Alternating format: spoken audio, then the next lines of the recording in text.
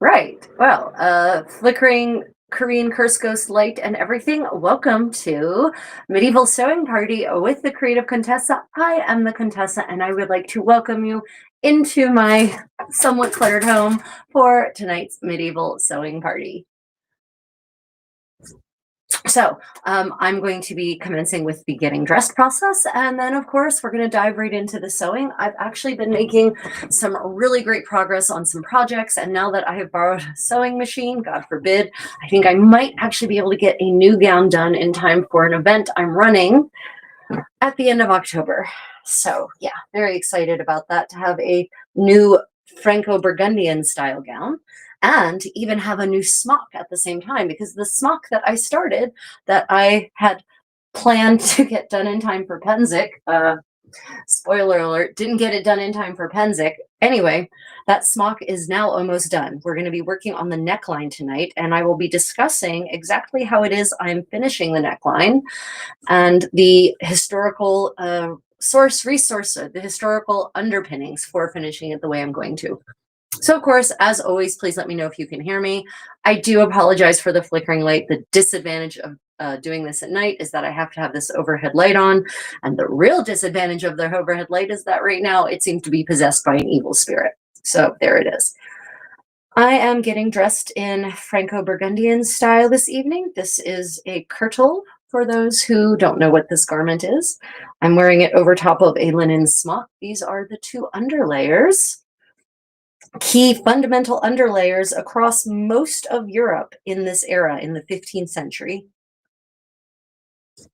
I'm lacing it shut with a finger loop braided tie. If you would like to learn how to do finger loop braiding, I have a tutorial on my YouTube channel. If you look up finger loop braiding, or just finger loop, or even just braiding, it should bring it up. It's about 20 minutes long. It makes a beautiful lace that can be used to lace things shut. It can be used to bind braids in your hair or make a medieval bun. It can also be used to make trim for the necklines of, or for the edges, necklines, sleeves, etc. of your garments. So if you'd like to learn how to do that, check that out. Welcome, everyone. Thank you for joining us. If you're watching the recording, you'll probably hear me say that a couple of times. Apologies, but that's the nature of a live stream. Last night was my first ever medieval cooking show, and that went super well. That's getting added into the weekly schedule of live stream activities. As I've been saying for a couple of weeks now, I'm definitely moving to a mostly live stream format. I'll still be producing some short content. I have a couple of long format video essays on the docket that I will finish up, but otherwise, for the most part, the effort that I have to put into making those long format videos is not compensated by the little bit of money that they earn. I just don't have enough patrons and channel members to actually pay for the 100+ hours that a 20-minute video takes to actually make. Okay, so here we are. I've kirtled up. And these are, as we've discussed before, these are the foundational underlayers. They are not generally a noblewoman or a well-heeled member of the patrician class, say a merchant's wife or a prestigious artisan's wife would not generally go outside dressed like this. Peasant women, women who are engaged in manual labor, laundresses, for instance, would wear clothes like this outside, out of the home, but not someone of my status normally. But we're staying inside my home, and I'm inviting you into my apartments so that you can join me for a sewing party. So this is as dressed as I will get, at least here. The problem is I'm currently in a relatively small space, and honestly, the layer that goes over top of this has an 8-foot train. All the ones I have really long trains, and they're literally too big for the space that I currently inhabit. So yeah, just let me know if you can hear me. Everyone, sound check as always. And I know some of you are going to start asking once I put the headpiece on if I'm Amish. I'm just going to start right now. I'm not Amish. I'm not depicting an Amish person. Amish women do not wear low-cut necklines like this. Speaking of low-cut necklines, yes, this neckline is very authentically medieval. In the 15th century specifically, people are not prudes. Actually, in none of the Middle Ages are people prudish. It's in the Reformation that prudishness arises. That's where the term puritanical comes from. You know, the Puritans, part of the Reformation movement, splinter of a splinter group, basically. So in the Middle Ages, sexuality was a very different beast. It was not restricted and limited to just one kind of activity, as some people believe. Medieval people didn't really seem to actually feel much shame about the naked body. And they were actually much more comfortable engaging in certain activities in communal spaces than modern people are, just because they lived communally. Which is why you get stories like in the Decameron where all kinds of crazy shenanigans happen because six or eight people are sleeping in one room, you know, in spread across 4 beds or 4 mattresses. And because it's completely pitch black, it's really easy for one person to sneak into another spot and pretend to be someone they're not, for instance, and engage in certain extracurricular activities. And no one is going to question that. So yeah, medieval people, not prudish. This neckline is very authentic. You can see it if you look at the numerous depictions of women in states of undress because they're depicting a scene from the Bible, Susanna and the Elders, for instance. If you look at portraits of, say, Margaret of York or Mary of Burgundy, you're going to see that the necklines on their overgowns, the guna, as it's called in 15th century English, are low, which means that the kirtle has to be commensurately low because you don't see the kirtle neckline at all in those portraits. So yeah, medieval people are not prudish. Big bad myth about the Middle Ages. I'm not even certain who spreads that one because I don't think even the Victorians thought that people in the Middle Ages were prudish and verklempt, as certain people might say. Okay, hair braided. I'm now going to pop it into a messy bun. What I call a messy bun. I just take the braids and put them in half and half and half. I don't know if this technique would have been used to just sort of get one's hair out of the way. We don't, in France and Burgundy, and England actually, we almost never see adult women without their hair covered or without a headdress on. It's very, very rare. And so we really don't have a lot of input, a lot of data points for what they did with their hair underneath of the various head coverings. A couvre-chef like this, or a bonnet, or a turret in English, right? Like we just don't know what went really. There's not a lot of good data points. So there's a lot of conjecture about how the hair went. I've experimented with hair taping to actually tape the bun to the top of my head, and you can see that in my full Burgundian getting dressed video on YouTube, getting dressed like a 15th century princess. I've experimented with another kind of style of bun, and I just came across the video where I demonstrate that technique and realized I never actually published it. So I'll probably just be publishing that mostly raw at this point because it's good information. And if you're really interested in the information, you won't care so much if it's not edited too prettily. And it's not a long video, it's like 10 minutes. So yeah, there's a lot of conjecture that goes into exactly how women suspended their hair on the backs of their heads to get it out of the way for these various kinds of headdresses. So the messy bun I just did by taking my braids and just tying them in half and half and half and half knots. Who knows? Maybe, maybe not. We don't know. But I'm all alone. I don't have a damsel here to actually do my hair in a better manner. So that's what we're doing. This is the quick and dirty getting dressed for tonight's medieval sewing party, because I really want to get to the sewing part and less about the getting dressed part. Okay, this is going to be it for the evening. Are there any questions about anything here? There's literally no comments are showing up. I don't know what that's about. So I'm just going to apologize in advance if anyone has actually left comments. For some reason, none of them are coming through. Welcome to technology. If you're noticing the flickering light, that is because I think I have a curse ghost here. No, it's the light bulb just now decided that it didn't want to play ball anymore. There it is. Okay, so let us move on then to my project for tonight. Some of you may have seen that I've made posts about my new smocka, my new linen smock. Here it is. It's all together. All the seams are done. The hem is done. It is ready to wear except for the neckline. So I cut the neckline out. And yes, it is a wide neckline, but it needs to be so that it doesn't really stick out too much from my smock, because the neckline, the smock should not actually be seen when you put the gown on. And so what I'm going to be doing, so we've got, you know, the raw edges, the square neckline. I'm actually going to be doing a facing using same fabric as the shell, linen strips. And basically what I'm going to do is, if this is the shell and this is the facing, I'm going to fold the edges in like that, and the facing is actually going to protrude upwards above the front, and we'll stab stitch that. And that is modeled off of the extant garments from Diego de Cabanilla, who died in 1481. And all of the necklines on the 2 layers that have survived, his farsetto, his doublet, and his jornea, the gown that he would have worn over top of his doublet, in English as we call it, both of those necklines have this style of facing. And also, the Beata Osana's Gamora, which dates to the 1460s, also has a neckline facing like that, and also has a hemline facing like that. And it completely makes sense, because that means that the facing is getting dirty. The facing is is absorbing the oils from the skin, the detritus from the air that builds up and combines with the oils. And so eventually you can just remove the facing when it gets too disgusting, and the shell fabric is still relatively white and pristine.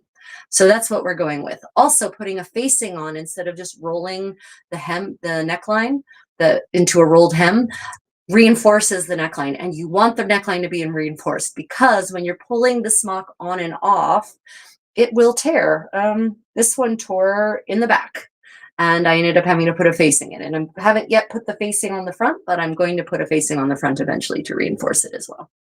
Okay, so now we're just going to move the camera to position for the sewing party to commence.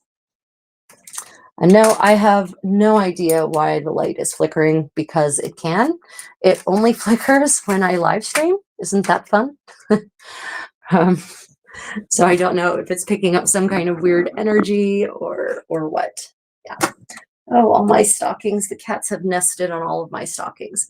I have a pile of stockings here that also need repair, but honestly, if I'm given a choice between repairing garments or making new ones, I'm always more excited to make new ones. Okay, I'm going to try turning that light off and on again, and also I'm going to try to see if I can make that light, if I can keep it off and just use the ring light. I might be able to. Let's see how that looks. Little haunting, I guess, but I think it's enough light for me to work with. I would say let me know in the comments in the live chat how it looks, but unfortunately I am not getting a single bit of the live chat tonight. That is really annoying. Let me see. Maybe if I do this. Nope. Yeah. Yeah, I'm sorry.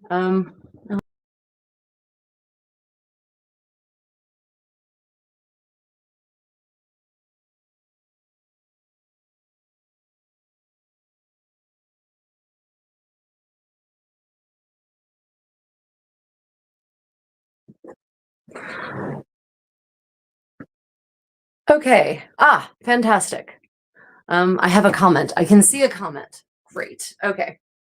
At least I can refreshing, apparently, as always, hitting refresh didn't actually end the live stream, I don't think. And now I can see at least someone's comment. I can't see anything before this, but Aquavite, lovely to see you this evening. Thank you for joining us. Right, so I'm going to just bring this a little closer so that if you want to, you can see more clearly what I'm doing. So last night on our live stream cooking show, we had a lot of fun and we made some yummy things. Unfortunately for you all who are participating, I guess, or who were watching from the live stream, obviously you couldn't actually taste that the things we made were yummy, but they were. And today, the pressed cheese, the larded milk, is indeed ready.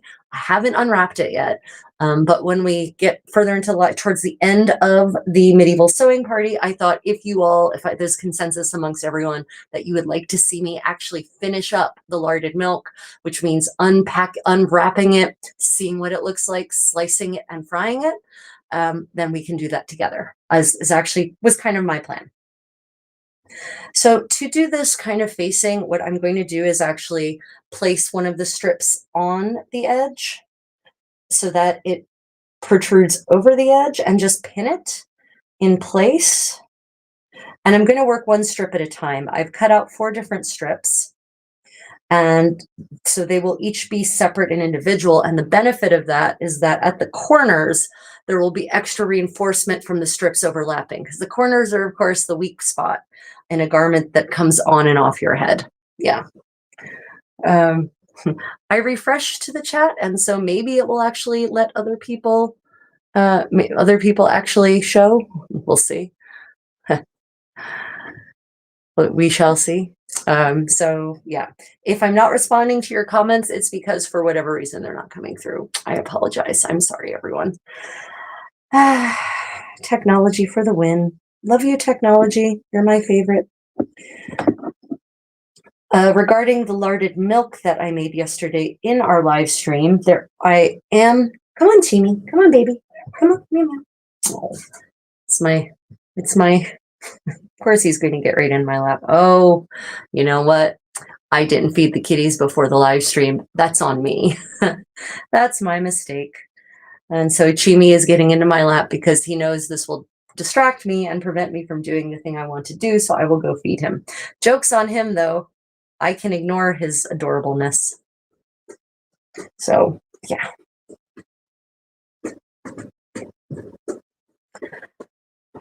Right. So what is everyone working on tonight? Oh, I don't know why I asked you. I can't see what you're going to say. Let's see. What else have I been working on today?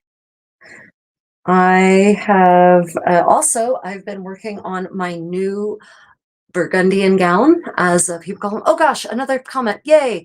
Do you prefer hand stitching over machine sewing? I do. I do absolutely prefer hand sewing because I enjoy it much more. I feel that I have more control over hand sewing versus machine sewing, but also I can get more granularly into the process of sewing.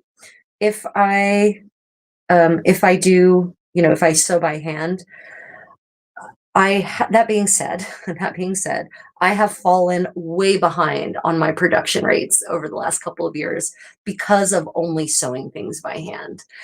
And because I also have a million other things to do than just sew things. Therefore, I have borrowed a sewing machine, and I'm going to be using the sewing machine on the next bunch of projects for the long seams. So the long seams are actually, for me, the most boring. They're my least. I don't hate it, but I don't enjoy the long seams so much because it's just boring and repetitive, long straight stitches. I really enjoy the finishing work. I enjoy buttonholes. I enjoy lace holes. I enjoy top stitching. I enjoy decorative stitching. I enjoy stab stitching. I like making nice, perfect edges. I enjoy doing facings, but just simple. I enjoy doing the rolled hems. Not the rolled hems, sorry. I enjoy finishing the seams, making nice, pretty finished seams like that. That's all by hand, but I think I'll be fine. It won't break my heart to do the long seams by hand, and then just do all of the visible finishing work long seams by machine, all the visible finishing work by hand. It's just a question of time, because just a lot of the content work that I've been doing over the last bunch of years, each of those videos takes so much time. Yeah, which is why I'm moving on, as I said, to a live stream, increasingly to a live stream format, because people seem to really love the live stream formats. I can get lots of good information out there and be more responsive to your questions, as we're seeing here. And it doesn't take lots of extra effort just to edit videos, right? I can do the research and share it with you this way rather than in a finely honed format. Okay, do you have a sewing circle? This is my sewing circle, where I currently am anyway. This is my sewing circle. I'm a bit of a nomad these days. We might be settling down in Korea soon, but for now I'm living a kind of nomadic lifestyle. So having a physical sewing circle isn't necessarily feasible, but this medieval sewing party is my sewing circle. Yep, it is. How was bathing back in the Renaissance? So in the Renaissance, of course, I'm not even I'm not even going to wander into the question of what is the Renaissance, but actually bathing came to a screeching halt in the Renaissance, in the 16th century part of the Renaissance. So depends on what you mean by Renaissance. Different people interpret Renaissance to be different times, and where you are in Europe determines whether it's the Renaissance or not. But let's just, for the sake of argument, assume that you are referring to, you know, the 16th century, for instance. So basically there's a big difference. The Renaissance is actually, subdivided by the Reformation. And so before the Reformation, bathing is prevalent all over Europe. There are public bathhouses everywhere. Even if people can't get to the bathhouses, all they need is a basin of water and a cloth, and they they wash their bodies on a very regular basis. You don't have to submerge your body in a bathtub to make it clean. Showers, of course, there are no showers in medieval Europe. At least I have not seen any evidence of a shower unless you went into a waterfall, I suppose.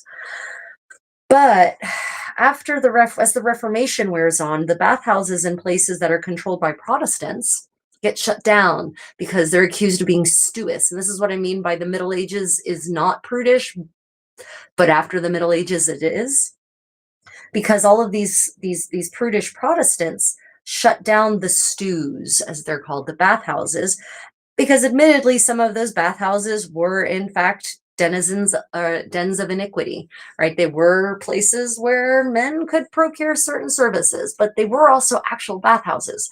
So by closing them down, Europe literally gets dirtier, because it does mean that it's harder. It is more challenging. It's not as simple to stay clean, because you no longer have an establishment, a public building that will actually handle the heating of water and providing nice warm spaces for people to bathe. So the bathhouses get shut down in the Renaissance over large parts of Europe. Europe is not a monolith, but even still, large parts of Europe, bathhouses get shut down. People start actually getting dirtier, in fact, at that point. But even still, a basin and a cloth, and you can bathe. And they would wash, they wash their hands very regularly throughout the day. Before and during meals, people would wash their hands. So yeah, the myth of the dirty medieval is just that. But honestly, people were cleaner in the Middle Ages across all of Europe than they were, and all of the Middle Ages, than they were in, say, the Industrial Revolution. 100%. So yeah, good question. How was bathing back in the day? Soap. Some of you might ask about soap. So actually, soap is an innovation that comes from the East, from the Levant. The Romans and the Greeks, the Phoenicians, they actually all used olive oil to clean their skin. And you would actually put the olive oil on your skin. You would take an object called a strigil to scrape it off. And the olive oil is a great cleanser. It will actually pick up dirt and detritus and grease, the unwanted grease from your skin. And so when you scrape away the oil, you scrape that all away, and it cleans your skin. It also exfoliates. So that's how the Romans cleaned in their bathhouses. But soap is developed in the Levant, and it ends up, I don't know when exactly the earliest examples of soap made of actual lye actually comes into Europe, but by the 15th century, soap is everywhere. It's used for washing dishes, it's used for washing clothes, washing dishes, and there are soaps that are designed for use on the body and the hair as well. Those soaps are probably Aleppo soap, what we would call Aleppo soap now. And they're made with a process that actually includes extra olive oil, so that even after the first level of oil is saponified through the addition of lye, there's still oil in the soap bar so that it moisturizes at the same time. And we know that these luxury soaps were in high demand because we actually have letters. I didn't bring the scissors. We actually have, of course I didn't. We actually have letters that talk about, for instance, in 15th century Italy, there's a letter from Alessandra Strozzi to her son in Naples, and she asks him to send the nice fine soap for his sister in Florence. And the implication is that this is a special expensive soap that you can only get in Naples, or that's easier to obtain in Naples. And that's probably because it's this Aleppo soap that's made of this luxurious technique that results in a soap that doesn't strip the oils. Yeah. Oh, Mary, welcome to my channel. I hope I have lots of recordings of live streams like this, and they're all me spouting forth while I sew. So if you are interested in learning more, feel free to check out the catalog of previous recordings. So yeah, lots of things changed. Lots of things changed with the Reformation, and most of the crap, most of the negative aspects uh, of the past that people associate with the Middle Ages aren't from the Middle Ages at all. They're the Renaissance. They're from the Renaissance and it's like 16th century onward, so Reformation onward. Witch burnings, witch craze, that's all end of the Renaissance and into the early modern era. The biggest witch crazes were actually in the 17th century, not the Middle Ages at all. The accusation of witchcraft was ironically nearly always used as a political tool in the Middle Ages. Very rarely was anyone actually prosecuted for true witchcraft. Like the Templars were prosecuted for practicing black magic. And it wasn't witchcraft, it was black magic. Like it was specifically that kind of magic that was banned. But it was nearly always just a political tool that was utilized to get at political enemies. For example, the Knights, the Order of the Templars, they were accused of black magic and of some other, heinous things, untrue things, so that, the church and the various rulers across Europe could confiscate their belongings, because the Knights Templar, they were like the richest people in Europe at that point. So yeah, witch trials, not really, not the witch mania, that's the witch craze, that's not a medieval thing. In fact, there's all kinds of magic being practiced throughout the Middle Ages across Europe that is not considered black. It's not considered demonic. It's not considered related to the devil. In fact, a lot of the books of magic that have survived are Christian based. They are based in the idea that Christ and God, and will give you power and protection. So, they frequently invoke the saints, they invoke Jesus, they invoke God, all these spells that have survived. It's not what people imagine it to be. And it's, at the end of the 15th century, the Hammer of Witches is published, basically a guide to witch hunting. Hey! Sorry, kitties are clawing at the couch. So after that is kind of, it all goes downhill. Yeah, really. Do you make your own clothing? Yes. Like I'm sewing here, everything I've made, everything you see me wearing now, I've not only made, I patterned it myself. I drafted the patterns myself. I fitted the patterns myself. I hand sewed the garments, and I've done all the repairs to it. So yeah, I do make all my own clothing, and I even teach workshops on how to do it. I'm about to go on a spate of travel. I'm going to be on Queen Victoria, on a cruise on Queen Victoria in the Mediterranean for 2 weeks. And I'm going to be visiting friends in Europe. And then I'm going to an immersive medievalist event in the United States. But then after that, I'm going to be teaching a workshop on how to make, via Zoom, I'm going to be teaching a live Zoom workshop on how to make kirtles, this layer, the lace-up layer there. That was probably going to be a 6-part, so it'll be like 6 3-hour sessions across the weekends, and registration for that will be available on my website, thecreativecontessa.com. And anyone who wants to join in that, it's going to be a pay what you can format. So I understand that not everyone has all the means in the world. And also I understand that people living in Thailand, for instance, don't have the same disposable income as someone living in the United States.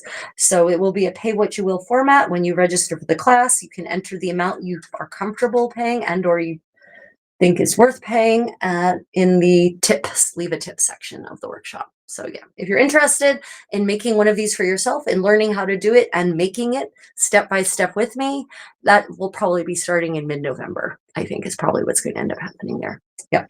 So keep your eye on my website, thecreativecontessa.com, and of course, announcements on all my social media. I can definitely tell I forgot to feed the cats. They're all They're all hunkered around here like lions on the savannah waiting for a gazelle to wander by. I know, I'm a terrible kitty servitor. I got wrapped up in preparing for my live stream, not in taking care of the babies, as I call them. I call my cats the babies because they were all rescue kittens when we adopted them, and I just never fell out of the habit of calling them babies. Yeah, so is anyone working on anything of their own tonight? Any projects you've got going on? I always have about 5 projects underway. I've got my new Franco-Burgundian gown. I'm reworking the pattern for that, and that's going really well. I'm happy how that's going. I'm working on my new Not a Hennin, my Dune turret. I will be doing some kind of project log for that. I'm hoping that that will be done in time for the event I have at the end of October. I feel like I've got something else. Oh, I'm working on a new farsetto, a new doublet for my condottiero. And that will also go much more quickly now that we have the sewing machine, because I can definitely do the inside seams by hand on that. And that will just, that'll take away that bit of time, even though the farsetto has fewer inside seams. Still, it will save a lot of time. It'll be nice to have a higher output level than one new gown every 2 years. Definitely. So then the question, I guess, the follow-up question, the corollary to do you make your own clothing is, would women in the Middle Ages, specifically the 15th century, so what you see here is 15th century, including the tapestry. This is not a projected background. This is an actual tapestry, right? So the next question probably is going to be, well, would women of my station have made clothing like this? Would have made clothing? And in the 15th century, not so much. We do know that in Italy, for instance, in Florence, we have evidence, for example, the letters of Alessandro Strozzi, that says that the women of the house, the head women of the house, probably they were in charge at the very least of commissioning the undergarments for all the members of the household, including servants, etc.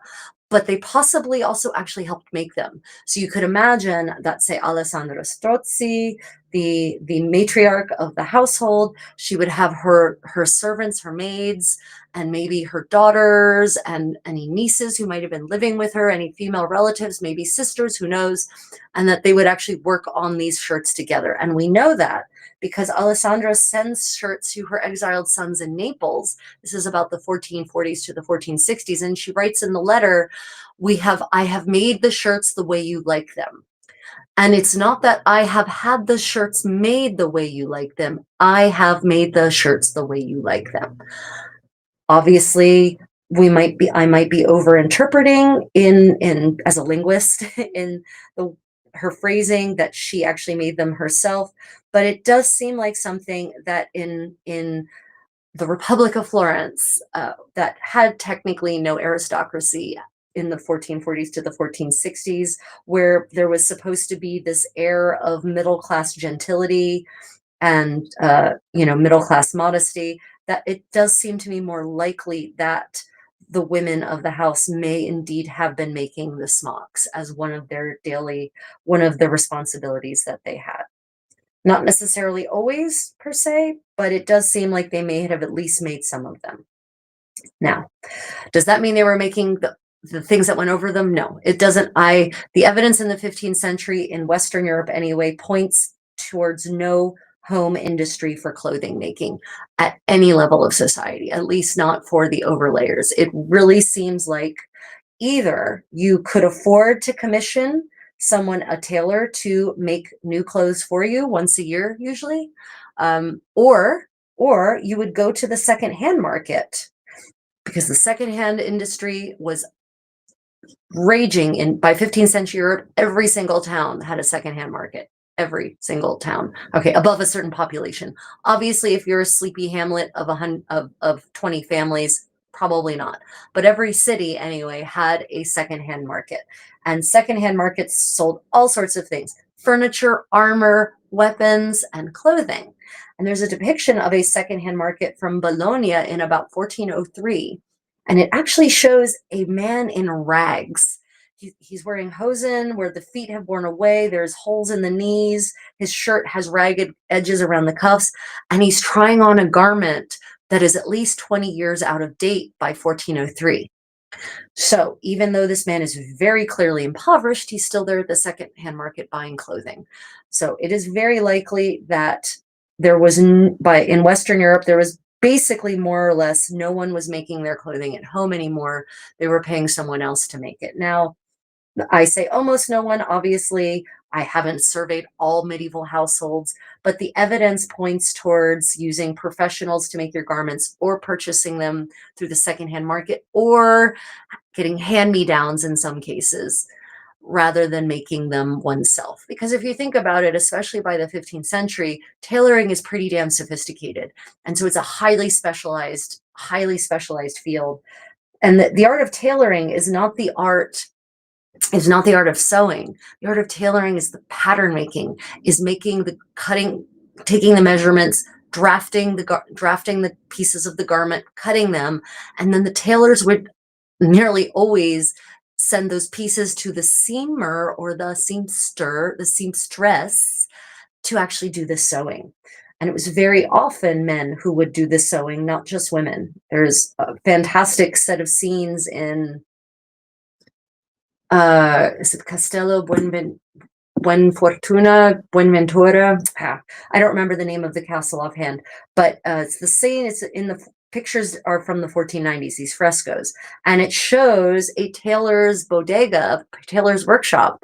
The tailor is in the background doing the cutting, and his employees, the seamers, are in the foreground sitting on the counter with their legs draped off of it, doing the actual seaming, putting in the stitches.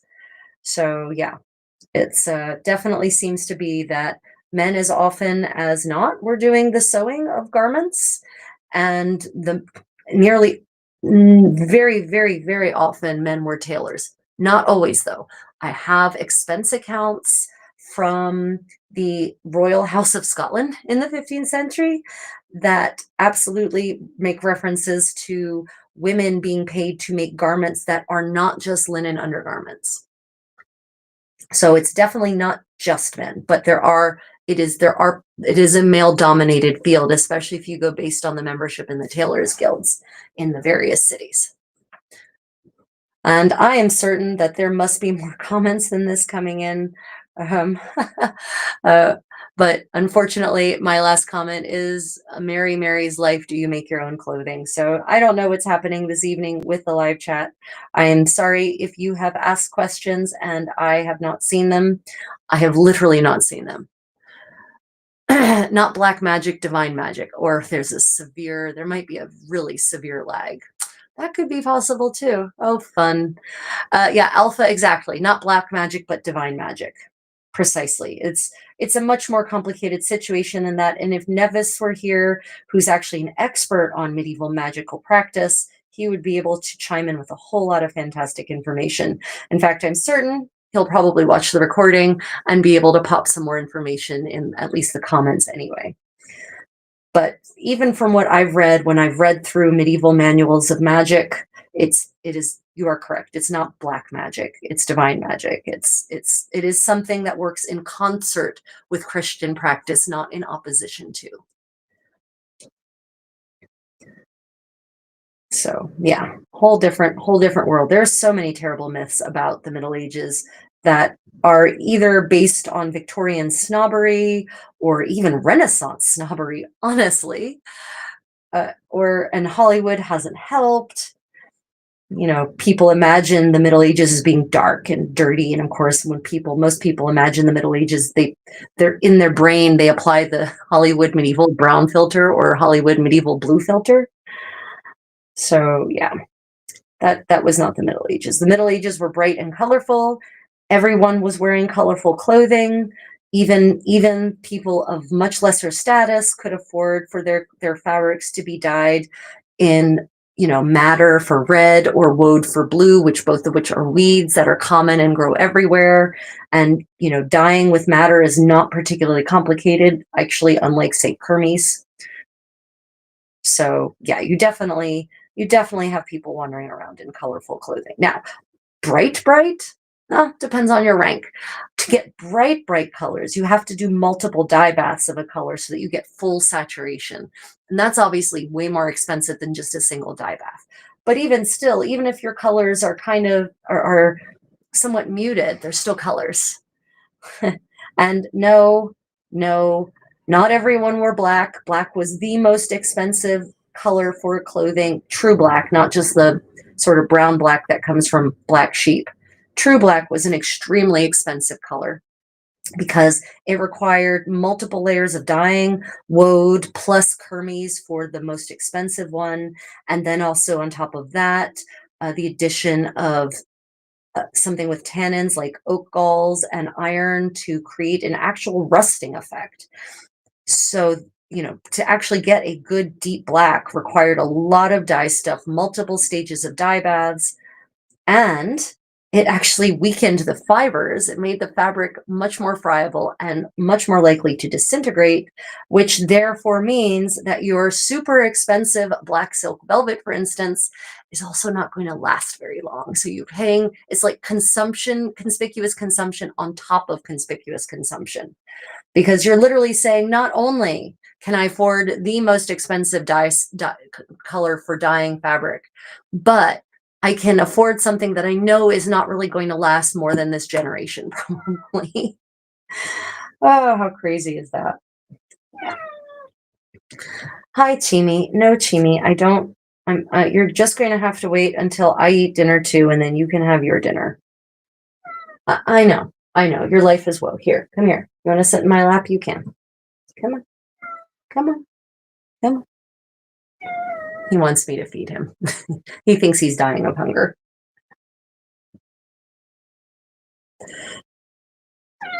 I know, I'm not petting you because I've got sewing to do. Yeah. Yes, tell everyone out there in the world how neglected and abused and unloved all of you babies are. Yeah, they can tell. You look so unhealthy that you're literally shining in the light.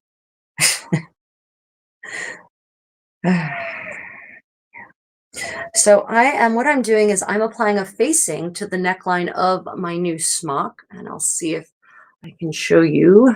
Yeah, so you can kind of see the edge just sticking out of the facing, and you can see maybe the tiny stab stitches that I'm doing. I love stab stitches. I don't know why. There's something super neat and orderly about them, and it's just an enjoyable stitch to do. I don't know. I love it. It makes a nice tight edge. I guess I like feeling in control. What can I say? Control freak. Admitted. I am. It's true. Chimi. Chimi. No. I'm busy. I'm working. I'm working, baby.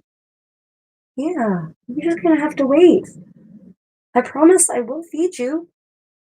Yeah. Right. So let's see. I actually had something else I wanted to discuss with you all. Darn it, that the cat completely distracted me with his adorable pleas for more food. Well, I don't remember what it was. There was another good question in the comments that I thought would bear addressing. Oh, medieval myths. Yeah. So we already talked about the myth of medieval people not bathing. They bathed often and had all sorts of ways of making their bodies smell nice also. If you want to actually purchase some non-toxic medieval cosmetics and body care items that are actually reconstructed from original medieval recipes, I can highly recommend Cosmetica Obscura. Oh, Solveig, so nice. Thank you. Really appreciate it.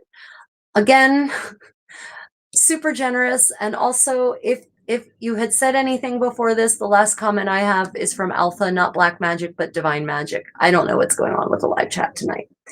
Anyway, if you are interested in trying some actually authentic reconstructions of medieval hair care products, medieval skincare products, medieval cosmetics, then I can recommend Cosmetica Obscura. They are not a channel sponsor, well, at least not yet. But I interviewed them at Penzic last month. And if you want to see the interview of the products in their shop before you make purchases, you can check that out. There's a recording available on my YouTube channel. I think it's learn. If you look up cosmetics on my YouTube channel, you should be able, it should pull it up. But, you know, the kinds of things that they use spices. They used a lot of spices to make their hair smell sweet, to make their skin smell sweet. So spices like cinnamon, cloves, galangal, nutmeg, things that we would only consider really for eating, they considered not just for eating, but to actually make your hair smell sweet, to make your skin smell sweet. So instead of the sort of cloying synthetic perfumes and fragrances that we have now, instead imagine something more literally spicy, something exotic. That was also very important. To smell sweet was extremely important. So after you bathed, you would apply these spices in the form, maybe suspended in a cream made of duck fat or tallow, or in oil that you could then apply to your hair and comb through your hair. So yeah, there's lots of ways in which medieval people not only wanted to be clean, they wanted to be appealing and attractive, even from what you might consider a modern perspective, a modern standpoint. And I have been using a lot of many of Cosmetica Obscura's products in the last month, and my skin is just loving it. They smell so wonderful, and they feel so lovely. And the fact that I could actually literally eat them and not get sick and not give myself cancer by eating them is a real bonus for me. So yeah. Oh, and they all come in little glass jars, so it's really quite adorable. Oh, Pat, thank you so much. Appreciate that. Says what? Oh no, comment is in subscription mode. No. Oh gosh, no wonder. Oh my goodness. Is it in subscription mode, or is it in channel member mode? Subscription mode it should be. if I appreciate it, Pat. Thank you. Yeah. So the reason it has to be in subscription mode is if it's not, then we get all kinds of ugly trolls here. Emilio, welcome. Thank you for joining us. Okay, then maybe I just don't have many subscribers who are watching yet. Well, if you would like to comment in the live chat, become a subscriber. Yeah, appreciate that, Pat. Thank you. One of the interesting items that Cosmetica Obscura makes and vends that I have actually had my eyes on trying to make for a while, but now I don't have to because they make it, is a 12th century Salernitan sun cream. So there's this manual of women's health and cosmetic treatments and remedies called the Trotula, and it's available very inexpensively. You can buy a copy of the translated version on AbeBooks. You can get it through interlibrary loan. It's also, I think, available through, there's a digital version available somewhere out there as well. And the Trotula's recipe for this skin cream talks about how the Salernitan women use it to make their skin white and to protect it from the sun. And it's basically a mineral sunblocker. Okay, so the original one has lead oxide in it. Don't use lead oxide, but you can substitute lead oxide for zinc oxide or titanium dioxide, right? So it has lead oxide and then olive oil, and there was another couple of additions to it. But basically, it's a mineral sunblocker. So we actually have documentable evidence of mineral sunblocks from the 12th century. And that book, the Trotula, continues being popular in Europe until the 15th century. I think the last copies, it gets copied and dispersed all over Europe, not just in Italy. And I think the last copies to actually make manuscript form are at the end of the 15th century, I think. Might be the 1440s. Either way, in the 15th century is the last time of which I'm aware that the book is copied. Point is, it's pretty widespread. So even though the original dates to the 12th century, people in the 15th century absolutely had access to its knowledge and were aware of it. And so, yeah, I thought it was really exciting that Cosmetica Obscura was actually selling this. Now, they sell it as 12th century foundation, but it's really a mineral blocker. And in the original source, it talks about how it is intended to keep the women's skin white. And I don't think it's just to make it white, but to actually protect it from the sun, which the lead oxide would do, it would do some other things too. So thankfully, Cosmetica Obscura has substituted, I think, titanium dioxide instead of lead oxide or tin oxide, which isn't much better. Yeah. So there's a bunch of other lovely concoctions in there that they've reconstructed. There are things I like to reconstruct. There's actually a surprising number of manuals that have survived from across the Middle Ages that provide recipes for a variety of skincare items, and many of them actually contain really beneficial ingredients. Also some terrible ingredients. For instance, from the Trotula, and some of you have heard me say this before, but I'll say it again for those who are not new. Dan, thank you. Welcome to my channel. Welcome to my community. I'll say it, I'll repeat this one because it's horrifying every time I think about it. So in the Trotula, there is a recipe for a chemical depilatory cream. So that's a hair removal cream. For those of you who are familiar with Nair, the Trotula has a recipe for Nair. It contains orpiment. I'll go ahead and give you a moment to go look that up. Orpiment is scarily caustic.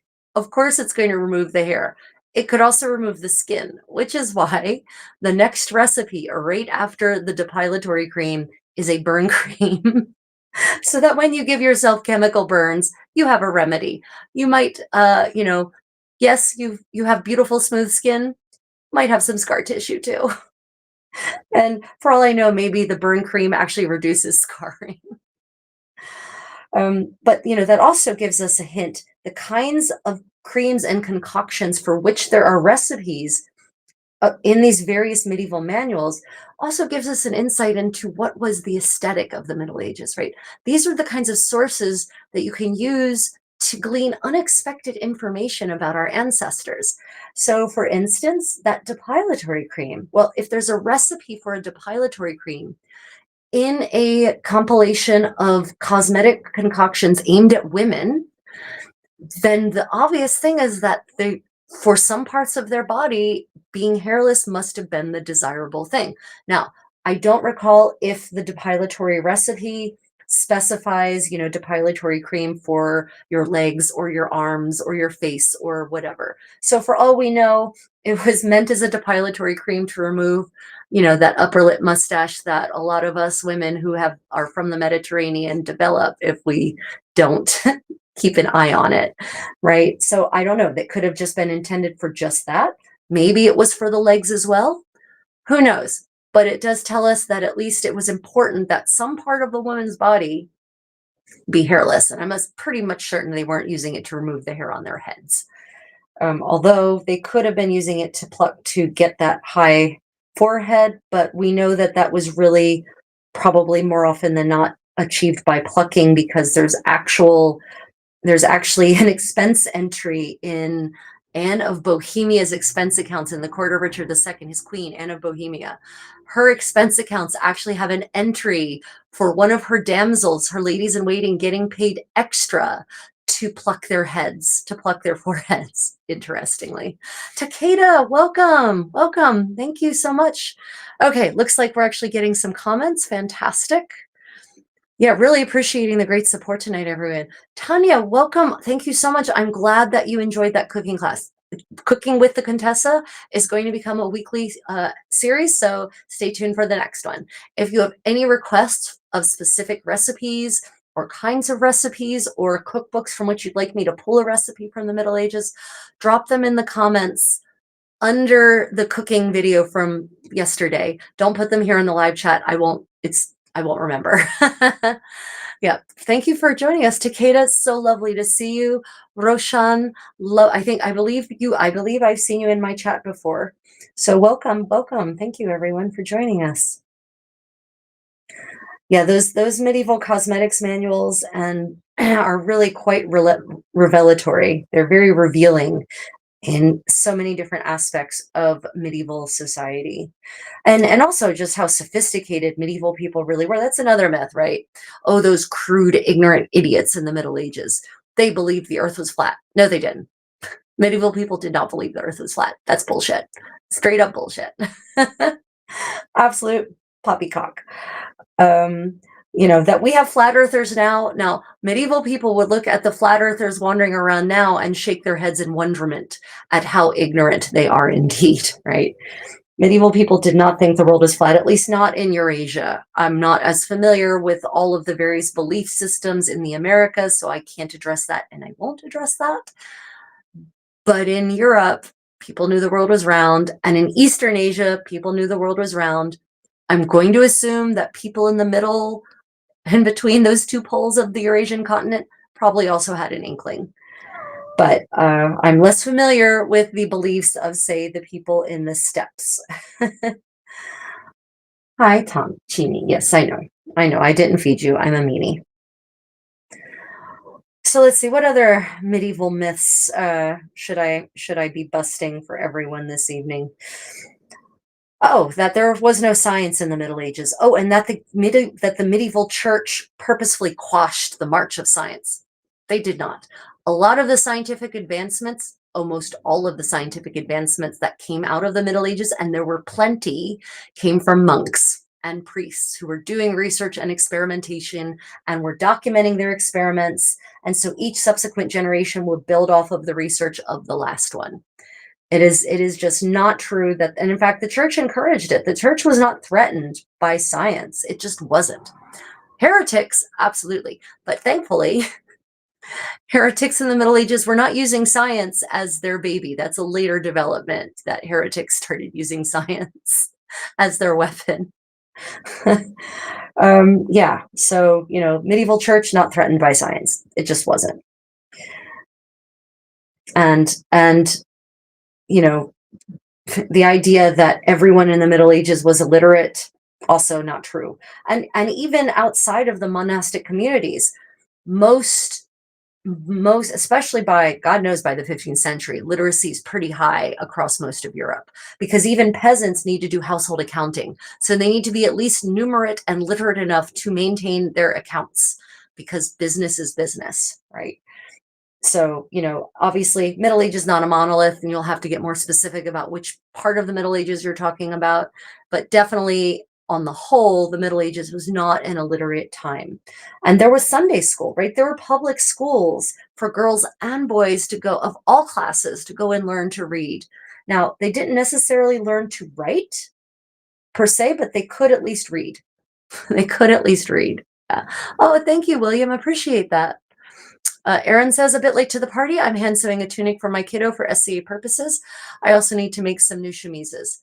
Oh, yeah, hand sewing. Here we go. It's okay, everyone. The party got started a little bit later than, or rather picked up a little bit later than it usually does. But thank you for joining us again, Erin. Appreciate seeing you again.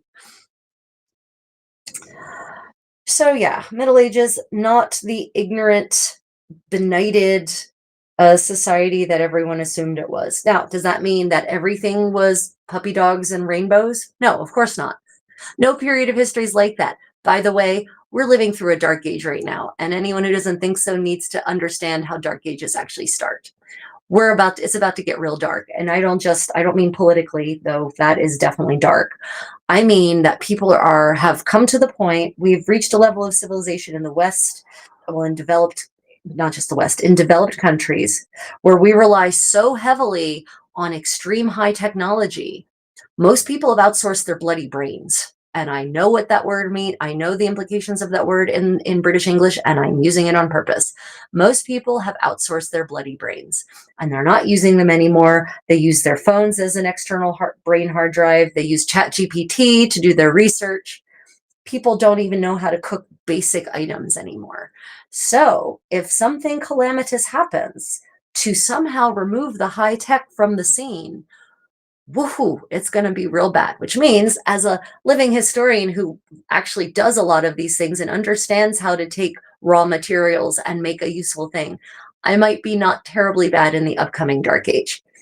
But this is how dark ages start. Dark ages invariably start by reaching a really high level of technology, depending on it too much, something calamitous, usually a pretty hideous plague, coming along and destroying everything, and dropping the population down past below critical mass to keep the technology going. And then you have a dark age. And you know, people call the Middle Ages the Dark Ages. No, there was a small part of the Middle Ages that was a Dark Age, a very specific part after the Justinian plague in the 6th century. The Justinian plague was in the 6th century.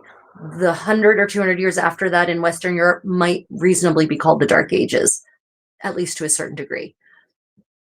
But that wasn't the first Dark Age, and it won't be the last. Yeah. So my advice to everyone is to pick up some skills, some actual hand skills that don't require you to use power tools, that, you know, learn how to actually properly start a fire with just a flint and steel. And maybe with less tech than that, although a flint and steel you can be reasonably expected to last for quite a long time. Learn how to make rope. learn learn how to forage and learn how, especially how to identify which of those mushrooms will make you happy and which will kill you. You know, just saying, treat it as a hobby, but it's not a bad skill to have in your arsenal just in case. Hi, Timmy. Yes, baby. Yeah. So I've got some fun books for you tonight for our book corner. And for those just joining, and especially those who were part of my medieval cooking party last night, I have not, well, last night for me, I'm in Korea, for those who are wondering, which is why it's dark and I have the ring light on. Also because the overhead light is possessed by a Korean curse ghost, apparently.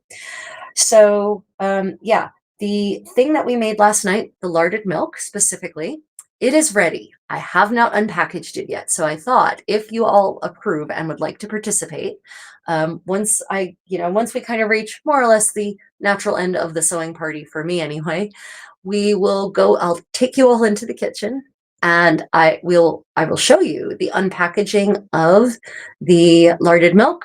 I will show you how I slice it and how we fry it and how I serve it forth. So just drop it. Let me know in the live chat if you're interested in watching the last stages of cooking a 14th and 15th century English and French dish called larded milk, the thing that we made last night together. Like I said, I purposefully did not finish it up today because I thought maybe you all might like to join me for that. And I thought I would just tack it on to the medieval sewing party. Why not? Medieval sewing party segues smoothly into the terminus of the medieval cooking party. You know, why not?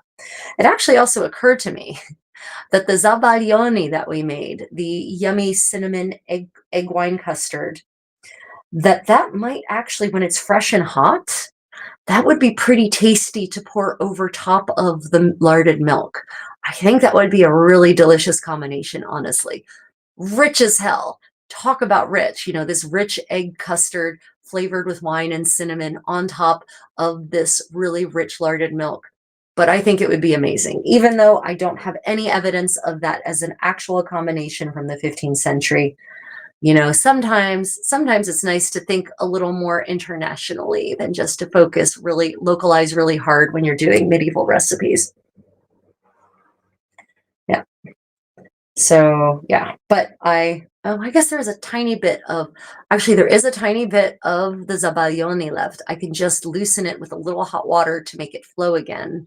And then maybe we can try pouring it over top and I'll let you know how it tastes. Unfortunately, of course, I cannot truly convey the taste to you through this live stream format, but at least I can tell you whether it's good or not. At least whether I think it's good. I know, Chimi, I know. You're starving, aren't you? You poor baby. You have such a hard life, don't you? Don't you? Yes, you do. Poor baby. All my babies. Such a hard life being feline overlords in the household of the Contessa. It's tough. It's a tough life, but some kitties have to live it. So Erin is working on hand sewing garments for her kiddo, and she apparently needs to make some more smocks, chemises, as we call them these days, or as they were called in 15th century French. I am also actually working, interestingly, on finishing up. I'm on the final stages of my new smock. So I am actually putting the facing around the edges, and I've gotten this side basically done. So yeah. Sorry, that light is pretty glaring. So you can see I've done stab stitches and the facing protrudes just a millimeter or two, really more like a millimeter, beyond the shell fabric. And the goal there is that the facing is what's going to take all the dirt and grime from my skin and it will prevent that from leaking through to the front layer. And then when the facing eventually just gets too grimy and a little worn, I can just pull it out and replace it piece by piece. So, oh, uh, tomatoes, thank you. Oh, tomatoes. Oh, that's so cute. Tomatoes, thank you. That's very sweet of you to say that. Chimi, I'm working. I'm working, baby. I know. You think that working means just doing whatever it is you want me to do. But no, working for me actually means sewing and sharing fun information with the court. Yeah. I know. You think I should just pet you and feed you, and that's pretty much it. But I'm a working kitty servitor, not a stay-at-home kitty servitor. Ah, cats. Gotta love them. Got to love them.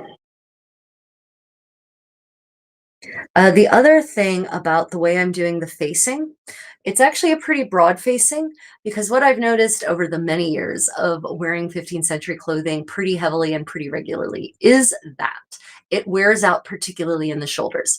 So by using this really wide facing, I'm actually also reinforcing the shoulders so that, again, the top, the shell fabric does not wear away. It's only the facing that wears away first, and then I can just replace the facing. Interestingly, the same technique is applied to 15th and 16th century Korean garments. The doksam is the underlayer, is what would be the smock for them. And they did that exact same thing on their doksam. They actually reinforced the shoulder areas right here. So yeah, it's sometimes it's and someone asked me once, well, do you think that's because they picked it up from Europeans who happened to come through Korea in the 15th or 16th century? No, I don't think so at all. I think it's a parallel development. I think that humans are pragmatic and innovative, and when there is a problem and there's the most practical solution for that problem, generally different cultures will come up with the same solution, because we figure out what the best way is. We all do. And if the conditions are basically the same, then we will come up with basically the same solution, with or without knowing that other people have arrived at the same sort of conclusion. So let's see, what do I have for you this week? I have tomorrow morning, my time, today evening for most of you, late for some of you, evening for some of you, middle of the night for others, is my medieval story time. We'll be returning to our book of caring, our Chamberlain's Handbook, and we're going to continue with the text on how to bathe in the 15th century. So if you're interested in learning more about bathing practices in the 15th century, we'll be talking about that. We'll also be talking about serving at table, how in the 15th century people in England anyway actually properly served at table. So that's another myth about the Middle Ages, of course, is that table manners were crude. That there were no table manners, that people just spat and slurped and coughed and used their fingers to just shovel food into their mouths with wild abandon. And that's definitely not the true. And also that, medieval dining was crude. No, medieval food itself, super sophisticated. And the service of medieval food at a nobleman's table was a ritual that was almost like mass, like a medieval mass. Lots of parallels between table service and a medieval mass, ritualistically speaking. Okay, question. Aaron says, would it be a race between the smock fabric wearing from clothing friction on the outside or body grime from the inside facing? So that's a very good question. I actually think it's more from I think it comes from both layers, because then you're going to ask me, well, then should you put the patches on the outside, right? Yeah. It's even though it might be from the pressure of it coming down, it seems that the friction against your skin is what's causing the wear and tear. So it might not just be the grime, it might be a combination of the oils in your skin, of salt from sweat, for instance, and the pressure of the garments that are on top of the smock, pressing it down into, your body. Yeah, so on my smocks, on my Kirtles, for instance, it's not the top that wears out, it's the underneath that wears out on my shoulders. So I think it can also be, it's also the fact that at your shoulders, right, there's a lot of motion here, right? And the bones, like I'm feeling the bones as I'm doing this. And so you've got this, it's, I think honestly, now that I'm really trying this, I can feel that the bones would literally grind into the fabric. Yeah, I can feel that effect. So I think it's actually the bones. It's not even the grime, it's the bones. Our bones are evil. Human bones are evil. It's a great question, Erin. Yeah, I suspect it might be the impact from your bones pushing up through your skin and kind of grinding the, the undergarment against the overgarment is what I kind of think. No, that's a great question. This is what I love about experimental archaeology, also known in some cases as living history, right? Is that, we wear the things, then we do the things that people in the 15th century would have done in their 15th century clothing.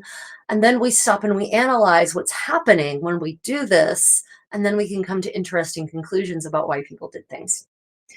And, I don't know why I'm so fascinated about how people lived in the past, but I'm equally fascinated by how people live in other places. So I don't know if Dilnoza is there yet, but she is my new Tajik courtier.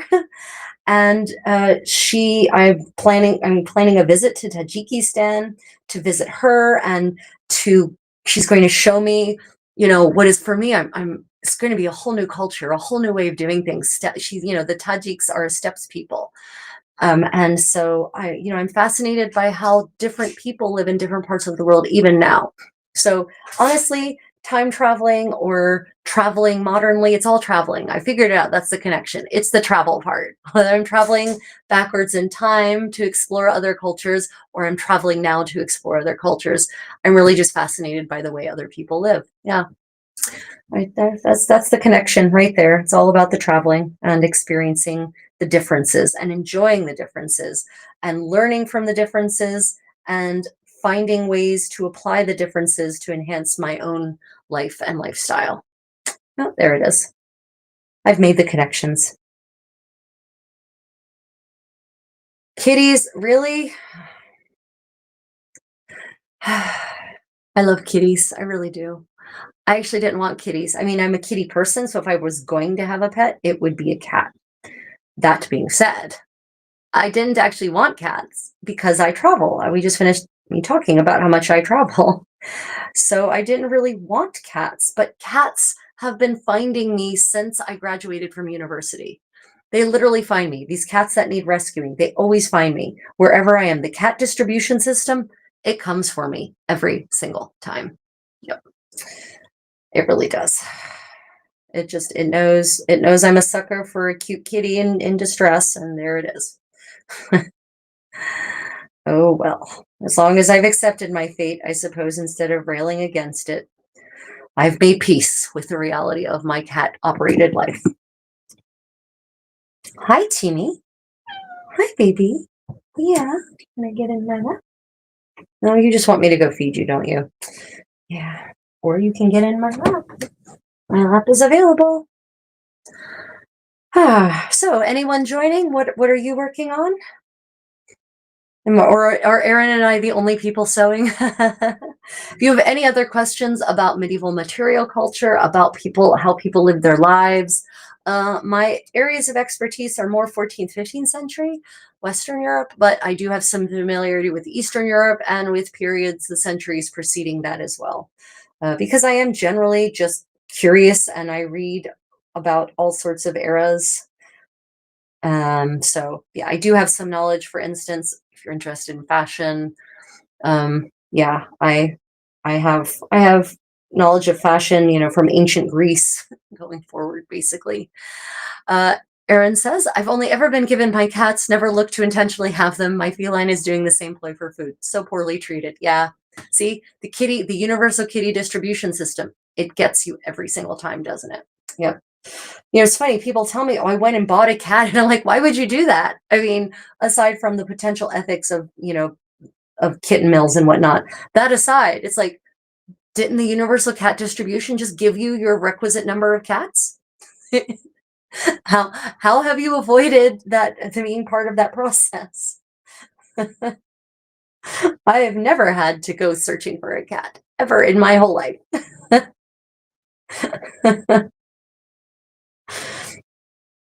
And I'm definitely not going to get into the ethics of kitten mills or anything like that. I'm not wandering down that path tonight.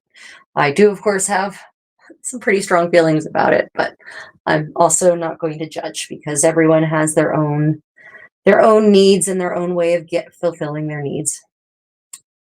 So oh, now Chimi's gone for the pathetic. I'm going to lay here and look like I'm dying of hunger at your feet. Wow, wow, little manipulative there, huh? Huh? Goodness gracious. Okay, so what else have I been recently pulling my way through? Oh, so for the Medieval Buzz live stream with Philip from Irish Medieval History, which will be Tuesday morning Asia, Monday evening Americas. We are going to have a bunch of fun things. We're adding to our Medieval Buzz segment. We're adding medieval movie and documentary reviews. So on our next episode of the Medieval Buzz, we will be talking about a documentary that has come out about the Norse woman who helped found Iceland. So the comments triggered me to want to review it because there were a whole bunch of misogynist, outdated comments who, a bunch of apparently men who took offense to the idea that a woman may have helped found Iceland because they didn't learn that in their history classes. So yeah, we're going to be reviewing that. We'll be discussing that and our feelings on that, and also our feelings about some of the awful, awful comments that people have left about it. And there's some really interesting news that's come out in the experimental archaeology front. A new set of researchers in Portugal have figured out the formula for this amazing blue ink that is used and paint that is used in a lot of illuminated manuscripts. And so they've actually recreated it. I'll be talking about that in more detail. Yeah, lots of fun. And so if you're interested in hearing about the discoveries in the new histories that are coming out in the medieval world or the medievalist world, then check out our episode of the Medieval Buzz. And of course, Philip and I just have a generally good old time and enjoy keeping it fun and light and breezy and cracking all sorts of jokes, tasteful and not. Okay, did you ever find out if the starch paste affected sweat wicking ability? Oh, it did not seem to. Yeah, Villa, the starch did not seem to affect, because this was starched, the starch did not seem to affect the sweat wicking abilities. It did not. I did not notice any appreciable difference. Now, that being said, I did not, I haven't yet had a chance to starch my smocks. So what I should do is starch the smocks and then see how that feels when I go to like Thailand in December, for instance. Then I can give you a real test run on whether the starching affects the sweat wicking abilities. But it did not make any appreciable difference in the sweat wicking abilities of my kerchiefs at Penzik, where we had some really hot and humid days during the first week.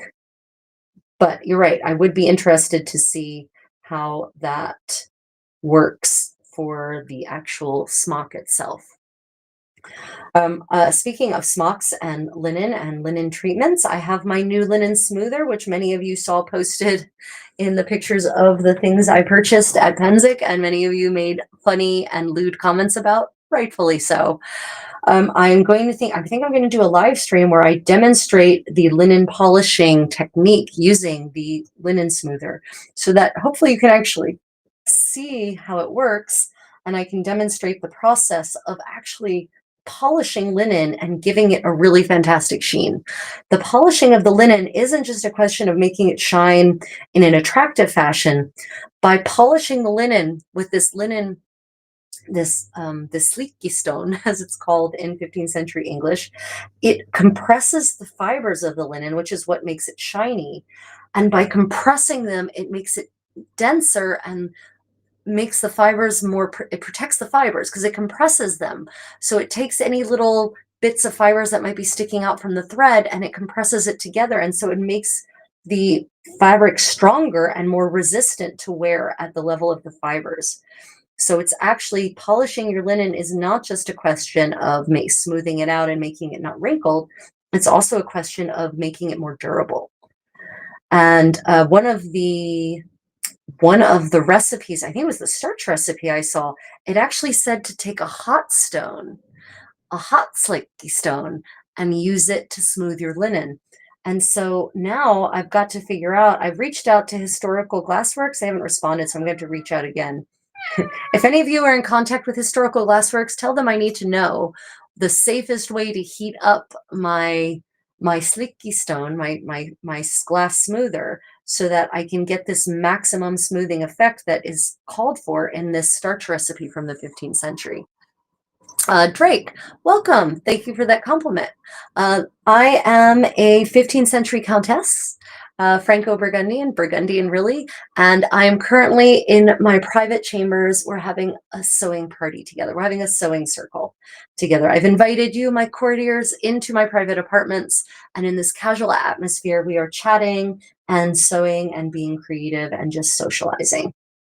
Yep, so 15th century, what you would consider French, but is really Burgundian from the era. Not Burgundian modernly, Burgundian in the 15th century. Oh, thank you, Blinka, for that compliment. So this is the red dress, as you would call it, is called a kirtle in 15th century English. It's called a cotte or cotte simple in 15th century French. It would be referred to as a gamora in the various Italian dialects in the northern part of Italy. Yeah, so this is kind of the foundational layer. I'm not completely dressed. I'm absolutely dressed in completely casual stay-at-home clothing, basically. This is like a Gucci sweatsuit, right? This is what you wear. This is what a noblewoman, the modern noblewoman or socialite would, when she's at home, she's going to wear like a Gucci or Prada or Chanel sweatsuit, right? This is the 15th century Gucci or Chanel or Prada sweatsuit that you don't wear when you go out and about. You only wear it when you're at home. And not even just when you're at home. In the case of a noblewoman, when you're in your private chambers. Because, castles were subdivided in a different way than most people imagine. And by the 15th century, a countess would have had her own apartments, they would have been referred to as. And the count, her husband, would have had his own apartments, and maybe even in different parts of the castle. And there would have been a bedchamber, sometimes called the closet. And then there would have been a kind of what we would call a living room now, but was referred to as a solar back then. A larger space where there would be a fireplace with a chimney. By the 15th century, it would be a heated room that could be heated comfortably with that fireplace. And that is where the noblewoman would have convened with her damsels and intimate members of her court, right? Her chamberlain, etc. So yeah, that's what we're going for right now. Aemon, Aemon 2008. Is that my son Ryan? Is that what that is? Rectum is an interesting choice of words to just randomly pop in the chat. Rectum, huh? Well, I don't know what to say about your rectum, sir, but if we want to talk about recta, then we can talk about gut strings and how gut strings were made in the Middle Ages. Gut strings for instruments. Which were made generally from sheep's gut. And to make sheep's gut strings, any gut strings, the first thing you have to do is milk the guts after you've slaughtered the animal. And then you have to wash the guts. And yeah, so making gut strings for instruments in the Middle Ages, what a horrifying process. If you want to see how gut strings, we actually talked about this in the sewing party yesterday, I think. If you actually want to see how gut strings were made, go ahead and look up Worst Jobs in History with Tony Robinson. And you can actually watch Tony Robinson making gut strings on a Stuart era farm, actually in England, called referred to as the Green Valley. I forget what the name of the estate is, but He actually goes through the whole process from slaughtering the freshly killed sheep, or from slaughtering the freshly killed sheep to making the final gut string. So if you want to see how medieval gut strings are made, because the process didn't really change between the 15th century and the early 17th century. Worst jobs in history, Stuart era, check it out. Let's see. Oh, Blinka, you wish more women would wear clothes like that? I wish more men would wear clothes like in the 15th century. Modern men's clothing in the West is terrible. It's boring, it's bland, it's shapeless, it's colorless. Give me a man in hosen with a nice fitted doublet and a nice fitted gown over top of that. Yes, please. Thought deer legs were preferable. James, deer legs for what? For instruments? And what do you mean? Yeah, what do you mean by you thought deer legs were preferable, and for what specifically? Yeah. Sometimes there's a bit of a lag between when I say things and when the comments come through in the live chat, just so you know. I'm not ignoring you usually, unless you make rude comments, of course. Oh, for sinew. Oh, for sewing. So cat gut is for instruments that I was talking about. For sewing what? So for sinew, I actually don't know if deer was more preferable. So sinew was not really used in civilian garments very much. Sinew was used in arming garments, in harness for men at arms and for horses. So sinew definitely is more of a much more utilitarian, high wear and tear item than so that's not really those aren't my areas of expertise. So I don't know if actually deer was preferred for sinew or not. Sounds like goods like instruments were super expensive. Everything was super expensive, Kyle. Everything was much more expensive than it is now, because everything involved a great deal of manual labor, even if certain steps had actually were being handled by, say, water-driven hammer mills or water-driven sawmills. Because the Middle Ages is an industrial revolution, because they figure out how to tap into the power of water and to use mills to drive things like instruments. So whereas they used to have to rely on a smith just hammering away, they could actually use hammer mills to do a lot of the cruder level of blacksmithing, of forging metal. So even despite that, though, there's still an extreme amount of manual labor that goes into these products. And also the materials themselves, the raw materials, are expensive also, because again, there's a lot of manual labor that goes into producing the raw materials, or harvesting them, or collecting them, or refining them, or whatever. So everything was more expensive, which is why even noblewomen, even the Queen of France, Charlotte de Savoie, who died in 1484, her death inventory lists about, I don't know, probably 30 or 40 gowns. The gown is the overgown, but that was accumulated over her lifetime, and she didn't die very young. So even the Queen of France only had about 30 gowns, right? And so you think about how many garments you have in your wardrobe now, and I guarantee you, for most people in the West, it's more than 30. So yeah, everything was more expensive in the Middle Ages. I can't personally think of any items that would have been less expensive than they are now, unless it's something that's almost extinct now and so super rare, and so the rarity is driving up the price. Yeah, if you can think of any products that were less expensive in the Middle Ages than they are now, I'd be interested to hear. I can't think of anything. James says that's why authentic rugs and blankets of even pre-18th century handwoven are extremely valuable. Modern rugs that are handwoven are still extremely valuable, but yeah. That's why some people don't understand why Persian rugs, real, true, honest to God Persian rugs, are so expensive, because they are hand woven. They are handmade, and the process of weaving a rug is really laborious, because each of the pile actually has to be manually threaded in, and based on the pattern, and then you have to clip it all at the end. So you have to shear the ends off of the pile at the end. So yeah, even modernly, those rugs are expensive, real proper handmade rugs.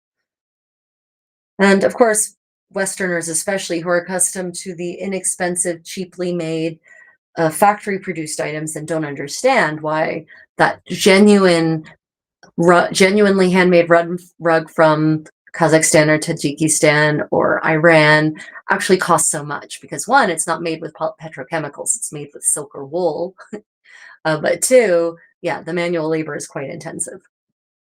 Yeah, handcrafted materials for the win. I have moved to a much less consumptive lifestyle. I don't purchase things very often. Groceries I purchase regularly because I'm not upcycling my food waste. Um, but in terms of clothing, objects like that, I don't buy things very often. I don't go shopping, for instance. When I find there's something I need because something has worn out and I can't repair it anymore, or I can't upcycle it, then I might purchase something. But I've really moved towards owning many fewer things, but therefore spending more money on a single handmade item made by a local craftsman. And local can be wherever I'm traveling. Like local could be local to Seattle, or it could be local to Daegu, Korea, where I am now, or Bangkok or Florence, right? But buying a single handmade item that's quality made, that will last a long time, and but therefore more expensive. Rather than having 20 shirts, I have 2 nice shirts, for instance, and I just launder them. Yeah. I'm a dumpster diver. Yeah, 100%. In fact, some of you, the reason the cooking show got moved from Friday to Saturday, but I'm glad it did, from Friday to Saturday, is because Friday I was walking down the street and I saw, you can see if you go to my YouTube channel, and I think I posted on Facebook too. Go to my YouTube channel, you'll see I posted a picture of this amazing hand-carved traditional Korean daybed that someone had just thrown out on the sidewalk, and it was just waiting to be collected by the trash people. It's lacquered. This thing is beautiful. Lots of handwork went into this. And normally these things cost thousands of dollars if you were to buy it new here in Korea. And, basically I know some ajima or harapoji died, some grandma or grandpa died, and their heirs are like, oh, this old school, old fashioned looking thing, we prefer IKEA chic for our aesthetic. So they didn't want it. And the idea of actually like selling items on seems to not be done here in Korea. So they just put it out on the sidewalk. I've gotten some amazing handmade pieces. I've got mother of pearl lacquerware inlay cabinets out there that were tossed out on the sidewalk that I picked up. And on Friday, I picked up this bed and I hauled it by hand. I don't have a car here. Hauled it down the street with a friend, 2 blocks, and then hauled it up 5 flights of tightly wrapped stairs in my little apartment building. Yeah, so I'm definitely a dumpster diver. 100% believe in dumpster diving. Comment, I found this stream by chance, and for once I'm thanking the algorithm. I have to get some rest now, but I hope to tune in again in the future. Hikari, thank you. Welcome. I'll be back on in actually tomorrow morning if you're in Asia with me. If you're in Japan, maybe. I'll be back on tomorrow morning with Medieval Storytime. I hope to see you there. Thank you for joining. Appreciate you. What kind of fabric did they use? Sorry, Erwin, are we talking about for rugs? Erwin, if you could just narrow it down, what kind of fabric did they use for what? But I'll start answering generally, and if I don't answer your question, then put it back in there. So if you're talking about clothing and you're talking about Europe, they had, for underlayers, they had linen, and in Southern Europe, they also used hemp sometimes, although not as often for underlayers. For the overlayers, the most common was wool, actually, even in the Mediterranean, believe it or not. But you would sometimes have wool blends, wool linen, wool silk. I haven't seen wool hemp. They did also have a blend of linen and cotton that was called fustian for the overlayers. And I have seen hemp used for arming garments, but only in the Mediterranean. North of the Alps in, say, the 14th and 15th century, there seems to be this weird prejudice against hemp. Oh, silk also. But also again, blends. There's evidence of silk wool blends. There's evidence of silk and cotton blends, silk and linen blends. So medieval people absolutely understood about blending fibers and the benefits of blending two fibers, which means that actually you reap the benefit of the positive characteristics of each of the fibers, possibly countering the respective negative characteristics. So yeah, fiber blends, absolutely a thing, but of course, all natural. No petrochemicals in the Middle Ages. It's crazy what people throw away. That bed sounds amazing. Virginia, right? It is really crazy what people throw away. But I will say that I love Korea. And I have lots of Korean friends, and I've spent 8 of the last 11 years here, more or less on and off. I will say though that there seems to be still a bias against used items and against secondhand items. There's still a certain level of snobbery, a stigma. Snobbery is maybe the wrong word. There's a certain stigma floating around still about that. It is slowly changing. You're now seeing vintage shops cropping up, which are definitely secondhand stores. So there is a shift happening, but it hasn't quite caught on everywhere yet. Can I tell you something about the life expectancy in those times? Yes, absolutely. Life expectancy in the Middle Ages, so it depends on how you define it and what that for which you control. So for instance, I hear a lot of people say, yeah, the average lifespan was 50, was 50, average age was 50 in the Middle Ages. Okay. But numbers like that usually include infant mortality or child mortality. Infant and child mortality in the Middle Ages was really quite high, alarmingly high. So if you control for that, because that has nothing to do with the natural lifespan of people, right? Because it's disease that kills children. Absolutely, it's disease that kills children. If you control for infant and child mortality, then the average age goes up significantly. People were frequently living into their 60s, 70s, and even 80s. So, and the Middle Ages is not a monolith. So, and nor is Europe a monolith. So your life expectancy would vary based on the century or even the decade and where you are. For instance, if we're talking, I don't know, the 1340s or the 1350s, anywhere in Europe, your life expectancy is going down sharply to whatever age you happen to be at the moment that the Black Death hits. So, that's the other problem, is that a lot of those life expectancies also don't control for pandemics, right? Massive pandemics like that are also extraordinary, generally, well, in the case of the Black Death, one-time events. But what most people don't realize is that even after the Great Black Death was more or less over by 1351, even after that, 1353, I guess, really, even after that, every 10, 15, 20 years, there was another outbreak that would come through and kill a bunch of people again. So even though the big die-off was, the middle of the 14th century, the dying continued well for centuries thereafter. And I'm not certain, even as of 1666 or 1665 in London, massive Black Death, the plague hits London and kills thousands upon thousands of people.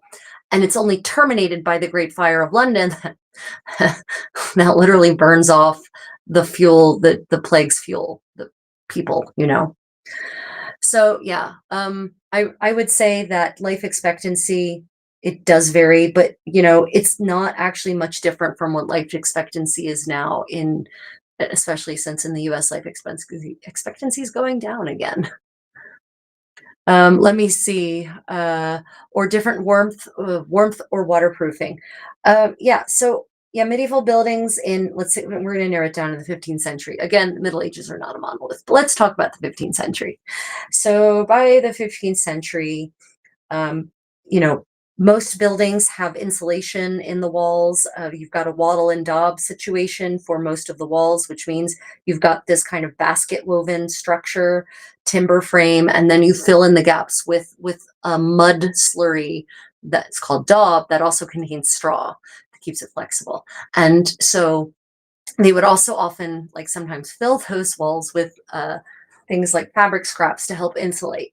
They're finely glazing windows, but not every glazed windows are expensive. So it's pretty much only castles and manor houses that have glazing, i.e. glass in the windows. But other people have ways of keeping the cold out of the windows, like wooden shutters, or sometimes waxed parchment, oiled parchment, so that the light can come through, but the flow of air is blocked. And they had braziers to heat spaces. A brazier, for those who don't know, is basically a fire bowl, right? But except they weren't bowl shaped, they were usually rectangularly shaped. And you put coals in them, not fire, because you don't want smoke. They put coals in them, and the coals would help heat the space. Everyone had a hearth. Unfortunately, in the 15th century, most people don't have chimneys yet. Castles are getting chimneys added to them in the 15th century. We know this from expense accounts, like the Duke of Norfolk has a lot of his expense accounts from the 1460s to the 1480s have survived. And there's several entries for adding chimney pieces to his main estate, which tells you that as of 1460, they didn't have chimneys yet, and that's a nobleman's home. So most people just have a hearth and a hole in the ceiling, and so the inside's going to be pretty smoky, but at least all that warmth is not being funneled out by the chimney, I guess. But people dressed in layers, right? So they would line their clothes in fur, they would line their clothes in wool on top of wool, lots of layers. So I'm wearing 2 layers. There's another layer that would come on top of this, and that gown itself is 3 layers of fabric.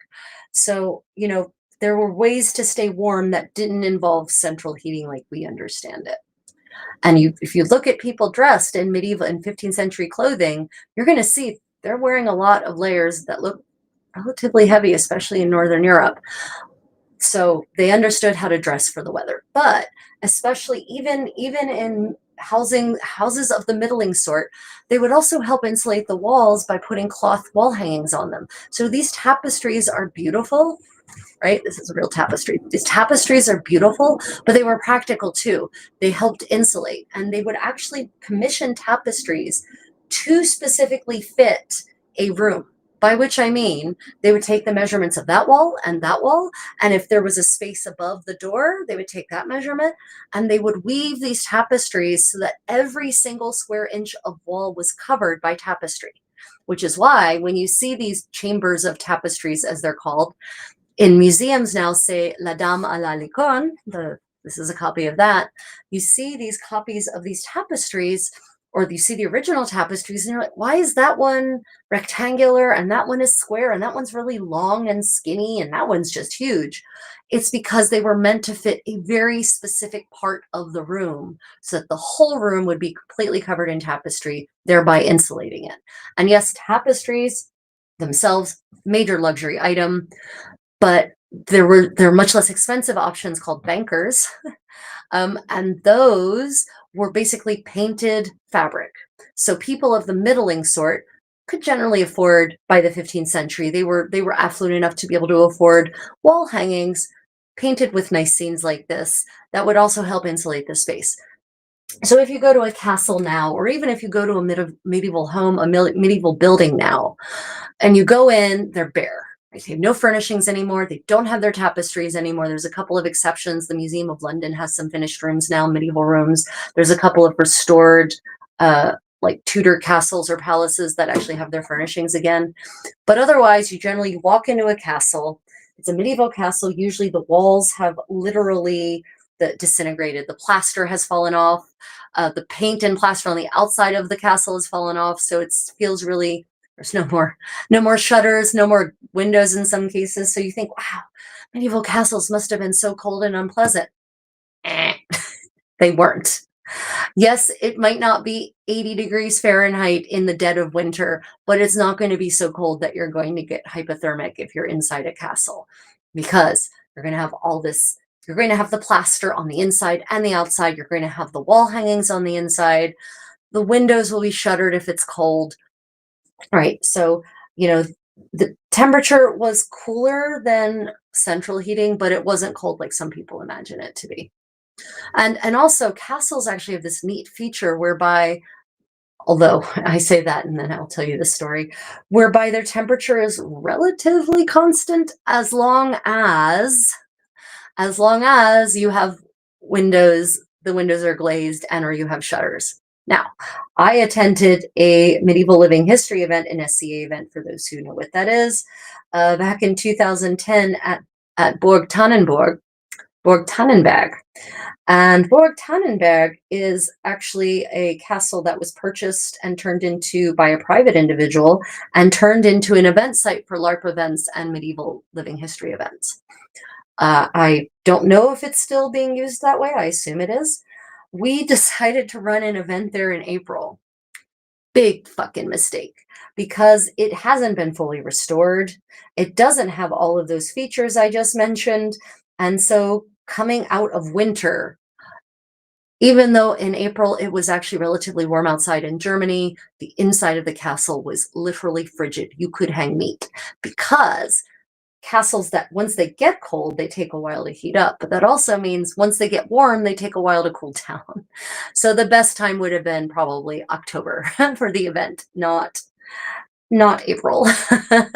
Lesson learned. But that's because that castle does not have these features that I mentioned. It doesn't have tapestries to help insulate the walls. It doesn't have shutters for the windows. It might by now. I don't know if that what the restoration process has brought. But yeah. Yeah, let me see. Interesting. So James says education was paramount. Sanitation was the greatest discovery in history to preserve human reproduction. So, it's funny. Humans across various civilizations across time keep rediscovering sanitation and then keep losing it again. So, the most unsanitary, honestly, that Europe gets is really during the Industrial Revolution. That's when it hits peak unsanitary, because they don't have sanitary facilities, plus they're producing industrial levels of waste, and they're squeezing humans into smaller and smaller concentrations of urban spaces than ever before, with all of this combined. And it's, you don't start seeing cholera outbreaks until that time, which, you don't have cholera outbreaks in medieval Europe. So this tells you that their water supply wasn't actually frequently contaminated the way it gets once urban concentration starts happening, which is honestly mostly a consequence of the Industrial Revolution, bringing people into the cities from the country. So yeah, medieval water supplies weren't necessarily contaminated or polluted, and they definitely weren't contaminated or polluted the way they get in the Industrial Revolution. Then it gets real bad. Muzine, hello, nice to see you again. Josu Garcia, or Josue Garcia, I apologize, I'm not certain which pronunciation scheme to apply. First time on my channel, welcome, thank you so much. Quick question though, how would you go about sewing a chainmail vest onto the inside of a denim vest? Oh, right, so you're talking about hidden armor, right? Haha. Yeah, so you could, if you don't care about the denim vest, you could sew the mail directly into the denim vest with whip stitches along the rings, along the mail rings. But I would not do that. I would recommend attaching the mail to a piece of cloth, that is a piece of fabric that is cut to be exactly the dimensions of your mail. And I would use whip stitches to do that. And I would leave just enough fabric edging around so that you can then whip stitch the fabric that's now whip stitched to the mail onto the fabric vest, because otherwise you might end up just wearing through your denim vest. Possibly. Yeah, that's what I would recommend. You know a lot. Did you study this as part of a degree or just a hobby? Well, I mean, my degree, I'm a linguist, and part of my language studies, I was a professional translator before AI ate my career. But part of my language studies, because of course in America we have a very broad-based university education, we don't just focus on our major work, and part of the breadth curriculum of my university studies was studying history and philosophy and art history and architecture and science and chemistry, right? So I'm just generally a curious and intellectual type. So even once I graduated from university, I only have a bachelor's degree, actually. I've just kept learning. I've never stopped learning. I've never stopped studying. I've never stopped reading research papers, latest finds in archaeology. Yeah, so it started as a hobby, but I guess now I'm a professional level because people literally pay me to consult on their books and movies and about their private medieval kits. And people pay me to teach them medieval handcrafts and medieval cooking and medieval sewing and medieval dance. So I guess I'm a professional at this point, but it did start off as a hobby. Yeah, yeah, James, exactly. The Romans had really good sanitation systems. So back to the topic of sanitation systems, the thing is that um, it's not that they lost the sanitation systems. Most people are completely unaware of the Justinian plague. It is not taught at all in American history at all in the average curriculum. I didn't even learn about it until much later in life. People think that it was the Ostrogoth invasion or the Visigoth, yeah, the Ostrogoth invasion of Rome in 476 that caused the fall of Rome. It did not. What caused the fall of Rome? The last time the Roman Senate actually sat, ancient Roman Senate sat, was actually in like 560 something, right before the Justinian plague, or just as the Justinian plague was setting on. And because the Ostrogoths, they didn't want to destroy Rome, they wanted to move in and take over the civilization, enjoy the fruits of Roman civilization. They weren't there to become nomads in the Colosseum. No, no, no. They wanted it all. They wanted the baths. They wanted the beautiful architecture. And so they took it over and they just kept running it. But then the Justinian plague happens and 90% of Europe dies. When 90% of your population dies, you lose the critical mass to keep the technology running. And so that's what really brought Western Roman civilization to an end. It was the Justinian plague, 100%. And that's when the bathhouses stopped operating. That's when they stopped maintaining the roads. That's when the aqueducts stopped operating, right? Because people forgot. They didn't know how. They were too busy just trying to survive. How did water technology affect textiles in the Middle Ages? Kyle, could you be more specific about water technology? Do you mean, yeah, what do you mean? Are you talking about like water mills? So the water mills were actually used in paper making, believe it or not. So the end stage of the textile industry, basically, when the rags of clothing that could no longer be turned into anything else are basically pounded into paper, into pulp, and then turned into paper. So it actually affected the paper industry pretty heavily if you're talking about that kind of water technology. But I'm trying to think if there was any other way in which water, the industrialization of water power was actually utilized in medieval Europe, and I can't really think of any way in which the water-driven machinery was used in the textile industry. Oh, no, that's not true. That's not true. Wool production. Sorry, momentary dumbness. Yeah, it was used in wool production because you could get fulling mills. Sorry, wow, feeling really dumb moment. Apologies. Fulling, wool production. The water technology was absolutely used in wool production. So we've got examples of fulling mills. A fulling mill is where you literally take the fabric, the wool fabric it's raw and it's freshly woven, and you pound it until so that the fabric actually contracts and becomes denser. And so they absolutely used the water-driven hammers for that. Yeah, so they had water-driven fulling mills. I think they could also use those for the degreasing process of the woven wool.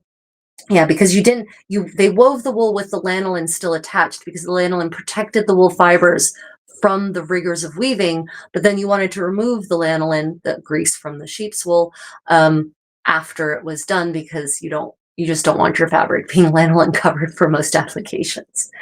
Yeah, so actually it played a big role, especially in the wool industry. I'm not so certain about this silk industry. The silk weaving industry, I don't think so much because silk practically comes off of the cocoon ready to go. It just needs degumming basically. And I don't think that needs a industrial application.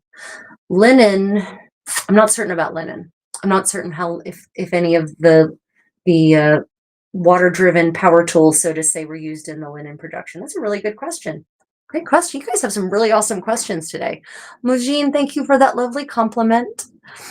Oh, goodness. Okay, I've clearly fallen behind in the chat. Let me see. Oh, goodness. Sorry, everyone. I fell behind in the chat. Let me see if I missed any questions. Okay, if you asked any questions, I'm still in South Korea, definitely not North Korea. If you have any questions and I didn't get to them, go ahead and pop it back in the chat.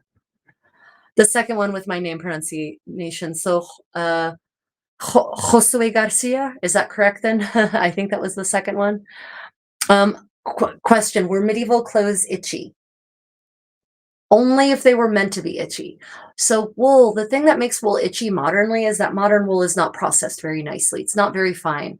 Medieval people actually had access to much nicer wools than the average modern person. If you just get a wool shirt, for instance, or a wool sweater, it may or may not have been processed in the way that medieval wool was to actually remove the things that make it itchy, right? And you wouldn't wear the wool against your skin. You would wear a linen undershirt like this called a smocka in 15th century English, 14th and 15th century English, under it, and then the wool doesn't touch your skin, so it's not itchy. Caveat. The exception there, however, is for members of the clergy who were seeking to putrefy their flesh, and I use that term specifically, to punish themselves, to be in constant state of penance for their sins, to make themselves feel holier. Thereby, they would sometimes wear wool hair shirts that were real rough, right against their skin, under their other garments. And it would literally cause rashes, and the rashes would actually turn into open sores. So they were literally putrefying their flesh. That's the exception. But on the whole, linen wool garments, overgarments were made of wool. Your undergarments were not. So it was not itchy. Yeah, so the word sir, the cats will be cats. You have a theory that the word sir and Mr. comes from the word monsieur. So Mr. comes from master, actually. Mestre in French comes from master, or Meister in German. It does not, it's a separate etymology. Sir comes from the word sire, lord, sire, right? It's actually a corruption of the word sire, and sire is a corruption of the word sieur, lord. So yeah, it is kind of related to sieur, because monsieur actually literally used to mean my lord, right? Yep. Yeah, itch and suffer and blister, exactly. Question, is there a part of medieval history that I really don't like learning about or that makes me feel uneasy? I've heard that plague is a subject that some people avoid. You know, I actually court pandemics. I mean that in the sense of reading about history. How pandemics, because pandemics are always a turning point in human history for civilization. It takes dramatic, catastrophic events to bring about real change. And in general, historically, it's either going to be plague or it's going to be war. There isn't much else that brings about change.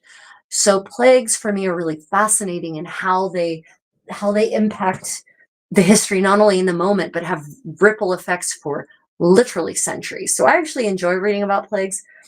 Things that make me a little uneasy. That's a good question. A lot of things. It depends on the history. Medieval European history, nothing really makes me uneasy.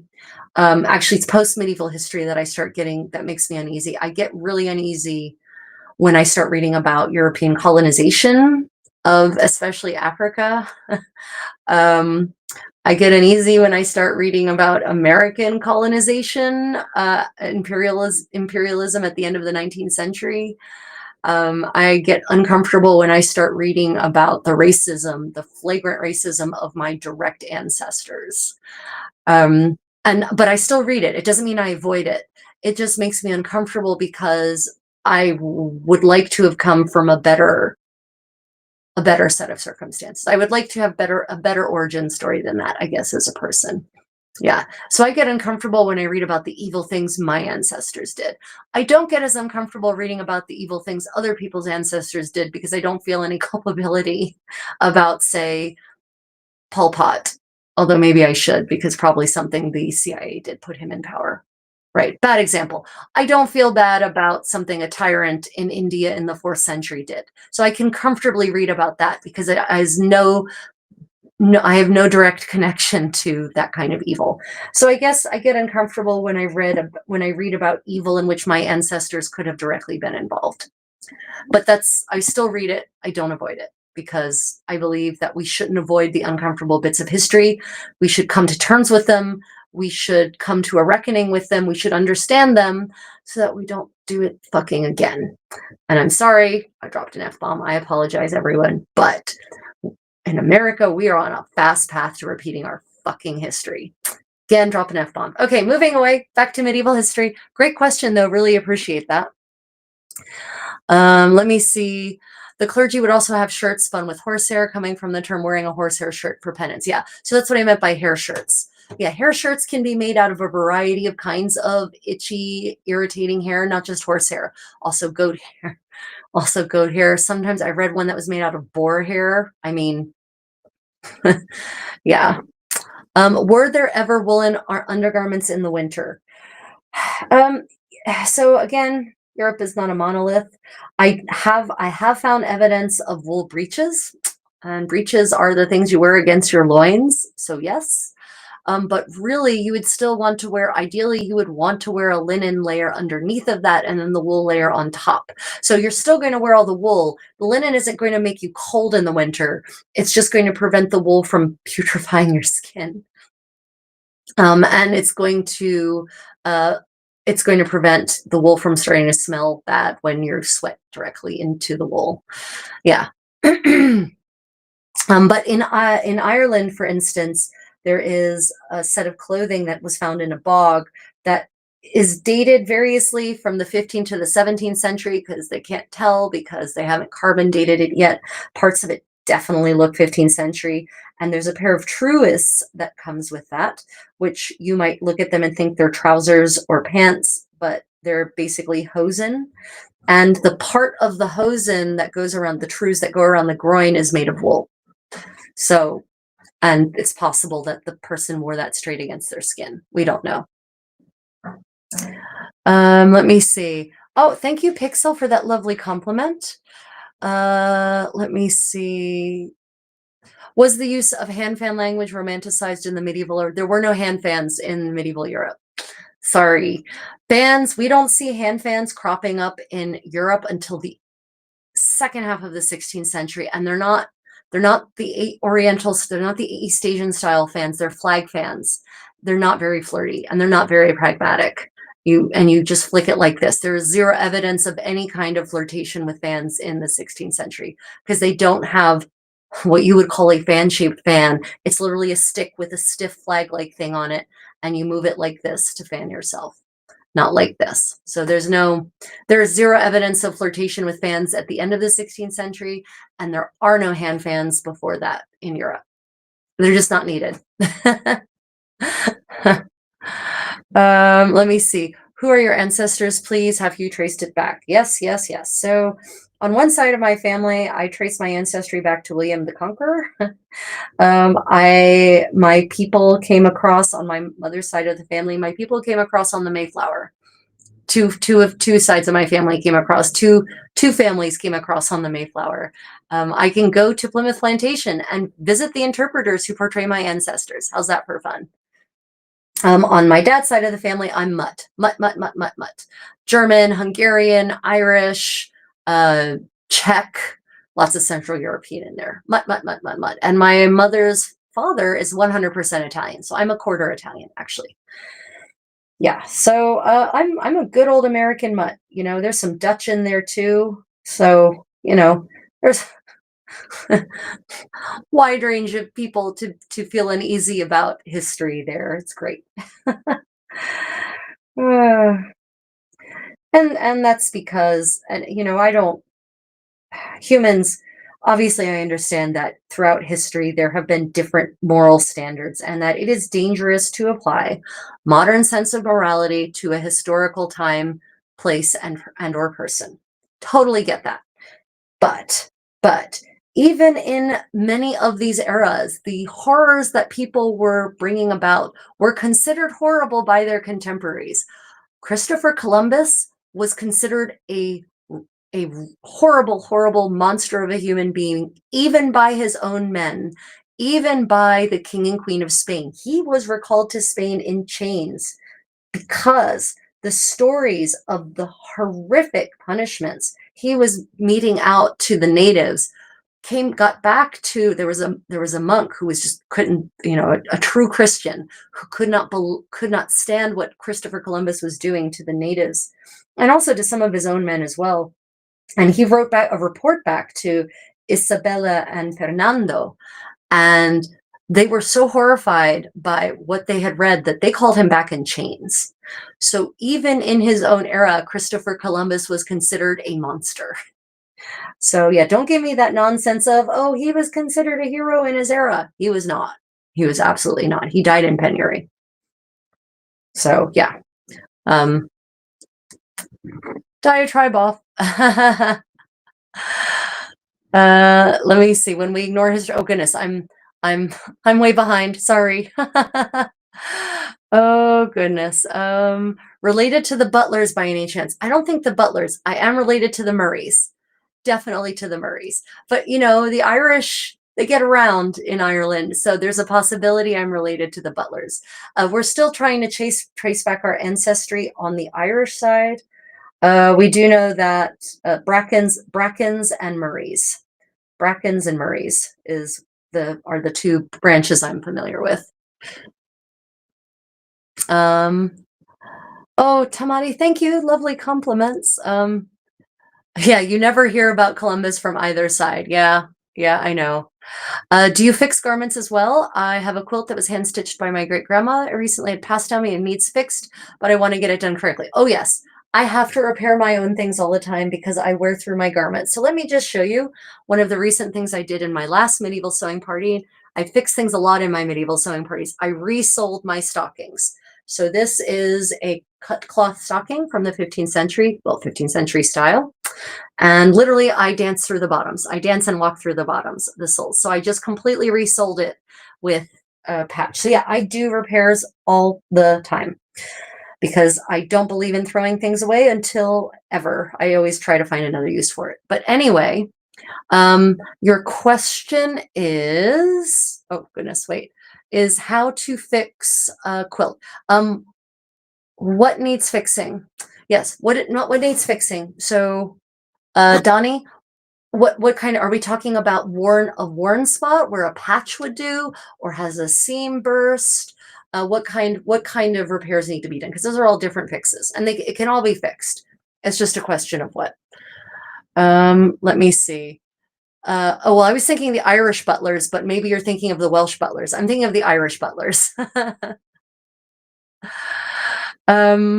Daniel, thank you for that compliment. I teach professionally, actually. I actually teach not medieval to modern, all across history, including modern sewing and cooking and dance and crafting. So I actually do teach professionally. I also teach English as a second language. So yeah, I am good at teaching. And if you go to my YouTube channel, you can actually check out my teaching dance. For instance, I have a whole playlist of medieval and Renaissance dance, including entire dance classes. You can see me live. I stream a lot of my dance classes. You can see how I teach in a live setting even. Yeah, I like teaching. Let me see. Can I pay you to do it? Normally I would say yes, but I am where I am right now. It would probably be prohibitively expensive for you to send me the quilt. But I might be in different circumstances in a month or two whereby, yeah, you could absolutely send me the quilt and pay me to fix it, and I would totally do that. I'm not cheap though. My hourly rate is $60 an hour. I'm a very skilled professional with lots of expertise, so I value my expertise and my time. Let me see. Does your cap have a specific name? So this is called, we think, this was called a couvre-chef in French, literally something that covers the head. That gets bastardized in English to kerchief sometimes, but also the word cover-chef, couvre-chief, cover-chef, which you can see how that would get reduced down to kerchief. Yeah, so we think that's what this was called. It can sometimes be hard to know which historical vocabulary applied to which garments because we don't always have clear indication, but it seems pretty likely that this is a kind of couvre-chef or kerchief. Yeah, Odelay, look, I'm a professional. I've literally invested tens of thousands of hours into achieving mastery in my skills. So yeah, $60 an hour. I don't work for less, sorry. It's I value myself, my time, and my expertise. Remember, when you're paying a professional, you're not just paying them for the literal work, you're paying for all of the time and money they've invested to achieve that level of expertise. Yeah. And I totally get that that's more than people want to pay, but I don't want to do that kind of work for any less than that. So, yeah. I mean, sometimes I will look at it kind of depends on the project too. So to be fair, it depends on the project. It depends on how much I want to do the project, how enjoyable the project will be with me. Sometimes I will come up with a quote that is a bulk rate, for the project. So say if someone wants me to make them a kirtle, for instance. Well, if we machine sew the seams and I hand sew all the finishes that are visible, then that would probably be $600 or $700. Now, if I hand sew everything, whole different ball of wax. Yeah, Donnie says, I train dogs, so I totally understand. I started off at $20 an hour and now $125 an hour. Always know your worth. Yeah, thank you, Donnie. Appreciate that. Appreciate that. Also, I don't live in a low income country. I don't live in India or Thailand where low income is the wrong word, low cost of living country. I don't live in a low cost of living country. So, yeah.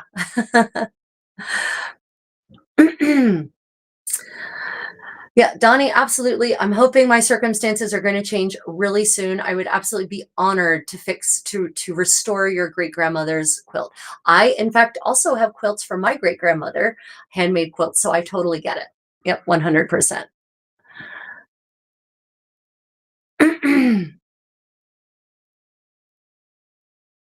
I'm a Geordie from Newcastle. Very cool. I just love the idea of Geordie as a demonym for someone from Newcastle. It's cool. It's a super neat demonym. I'm a linguist originally, so I love words.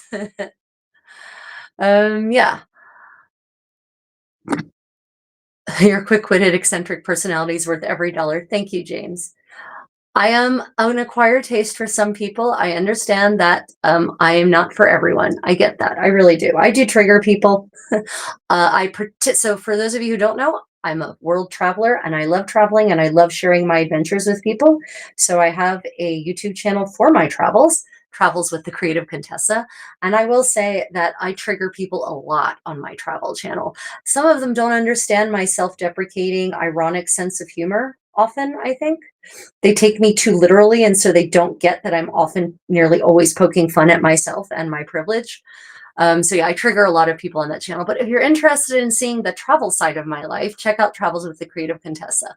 Same sense of humor, same sense of wit, same sense of irony and acerbic sarcasm, all there on display, just instead of talking only about medieval things, talking about adventures in other countries and food and weird things that I encounter and reviewing experiences on flights and cruises and travel options, whatnot. Do lots of live streaming there as well.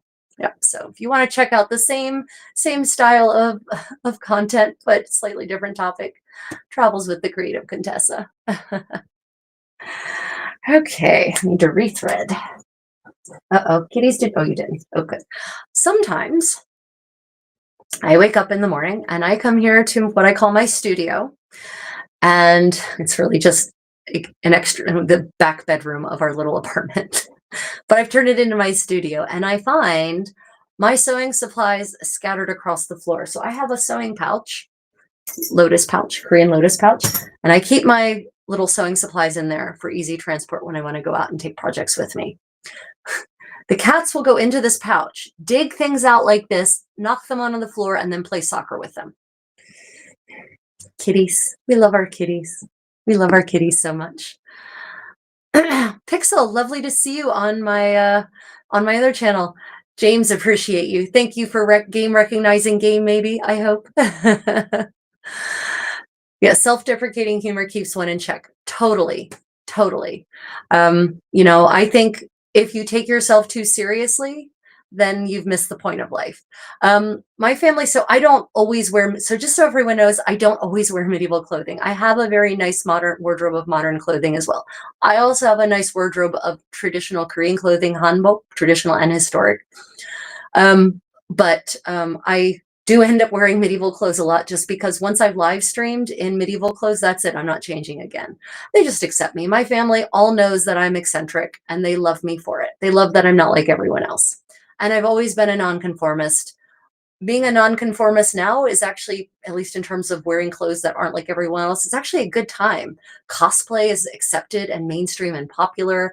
If I go out dressed like this, I get compliments from everyone, from cute little children all the way up to 99-year-old Ajima, or elderly female senior citizens. So yeah, no, my family's very, very not only accepting but encouraging of the differences. But also, some of my family also does medieval living history. And my parents are all big. I mean, the reason I'm so interested in history is in part because both of my parents are very keen students of history, although not necessarily. My mom isn't so much into the living history side. She likes reading about history. My papa got into medieval living history when I got into it as a teenager because I needed someone to drive me to events, and then he just found his own niche. So, and my sister is in it also. So completely accepting. And a lot of people are too these days. And, yeah, I can see though why if all you see me is in these live streams, you always imagine me in medieval garb.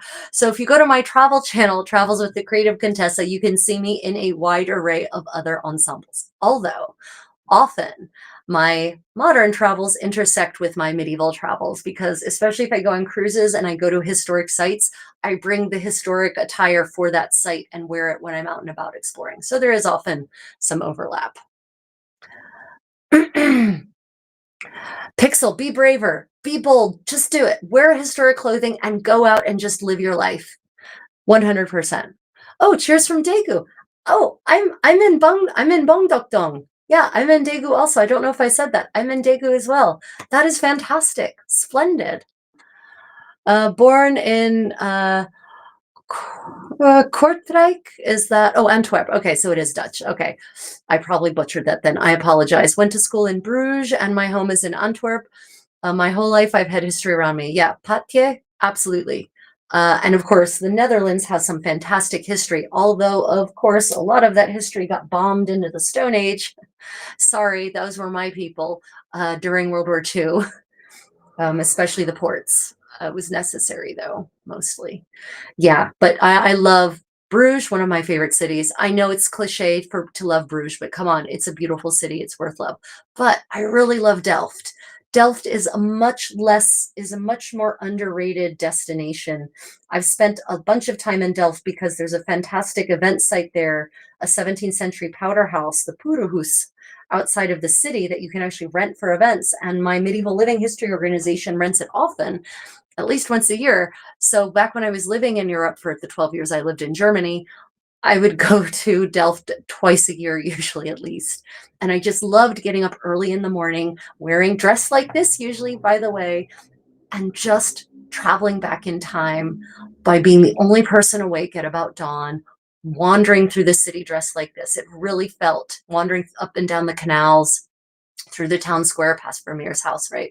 It really felt like I was traveling back in time. So I really do love Delft. I have a special place in my heart for Delft. Very much so. I want to see you in some Oriental medieval clothing. I have on my YouTube channel, I have a whole video on Hanbok. If you look up Hanbok, Hanbok, I think I have a playlist too. Lots of videos of me in historical Korean clothing, although not necessarily medieval, mostly 18th century, thus far. I'm about to start a big research project on medieval Korean clothing, and I'll be making a lot more very shortly. Yeah, Bruges is in Belgium, but Antwerp is in the Netherlands, right? Wait, Antwerp is in the Netherlands, isn't it? Did I somehow miss that Antwerp is in Belgium? Jesus, wow, I'm sorry. Apparently my geography has gotten really sucky.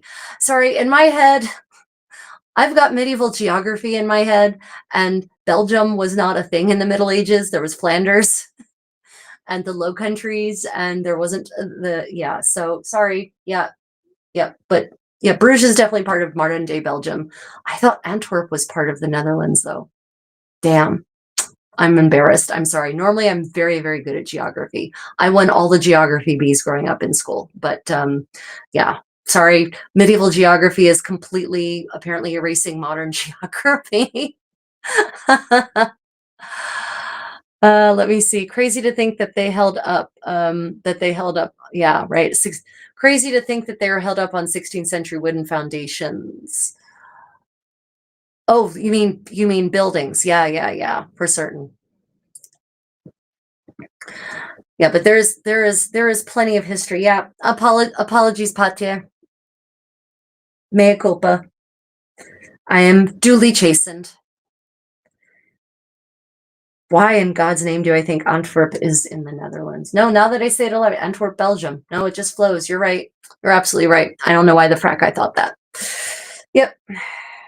It's got to be because I'm looking at it from a 15th century Burgundian perspective. Back when it was all just part of the Dominion of Burgundy by the time the 1470s roll along. Anyway, yeah, I actually haven't been to Antwerp. I've been to Rotterdam. I have not been to Antwerp. I've been to Rotterdam, which is Rotterdam is in the Netherlands. It's definitely in the Netherlands. I've not been to Antwerp. I've been to Ghent. I've been to Bruges. Delft isn't in the Netherlands. It is not in Belgium. I've been to Wallonie, so I've been to various parts of the francophone part of Belgium. Yeah, I've been to Zeebrugge.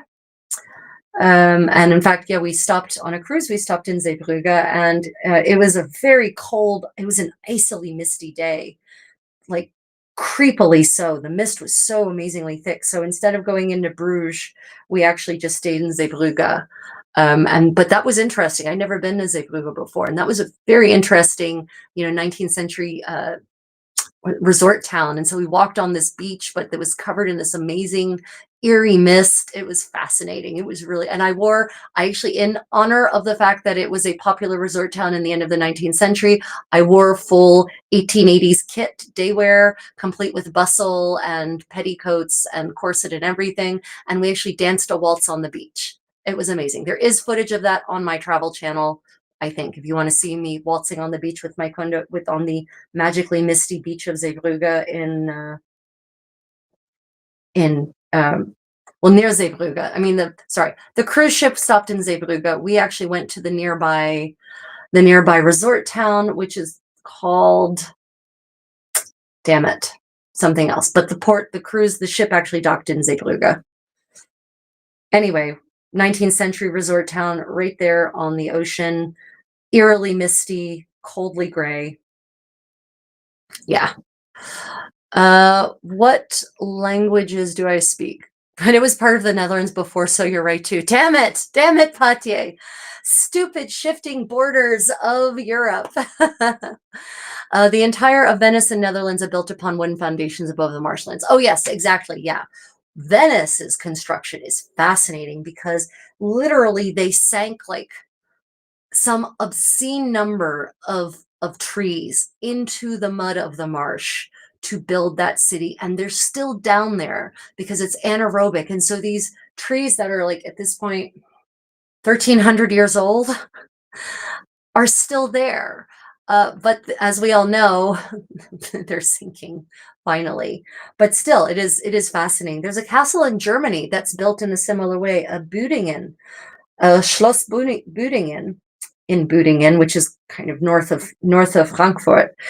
The castle is in fact actually built on a foundation of oak trees that were felled into the swamp, and then the castle was built on top of it. But because of climate change, the water table is dropping, and so the castle is slowly sinking. And they're trying to figure out ways to remedy it, but it's not sinking evenly. So it's a dodecahedral castle, and so it's sinking unevenly. And the last I heard, the last I was there was in 2013 or 2014, so I haven't heard the latest on it. But It is also technically a floating castle. It is floating on top of a whole bunch of oak trees that were felled in the 12th century into the marshy water table. And yeah, to this day, they're still upon that foundation. It's just that everything is sinking. Blankenberg, thank you, Patja. Yes, that was, I knew it was something with a B. Yeah, Blankenberga, and I'm confident I'm butchering that because I don't speak Belgian or Dutch, Flemish. Sorry, I don't speak Flemish or Dutch. Their pronunciation scheme can be is a little opaque to me. I speak German, right? So I speak German, French, Spanish, and Italian fluently. I'm a little rusty on the Italian and the Spanish because I don't get to practice those very often. I speak Korean like a 4-year-old, but I can read and write really well. Yeah. I'm a translator being replaced by AI. Yes, Ashley, fellow translator being replaced by AI. I gave up the fight. I once as a freelancer, companies started wanting to pay me the same thing I was earning as a baby translator in 2005. I said, I'm done. I'm done. No more. Thank you. I'll find another career path. Yeah, so those are my languages. My strongest second language at this point, my strongest foreign language at this point is certainly German because I lived and worked in Germany for 12 years. And that's where I was a full-time professional translator in-house. Those were the days, man. I can't believe I gave up that job to follow. I had to. I met an officer in the US Army and married him and followed him.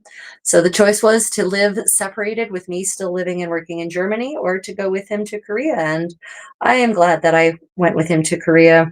Kind of sad about the job because it was kind of nice to do medievalism just as a career or as a hobby instead of a career. But yeah, those were the days back when I had 8 paid weeks of leave. Or 8 weeks of paid leave, not including sick time. And I could actually just be on vacation when I was on vacation. Yeah.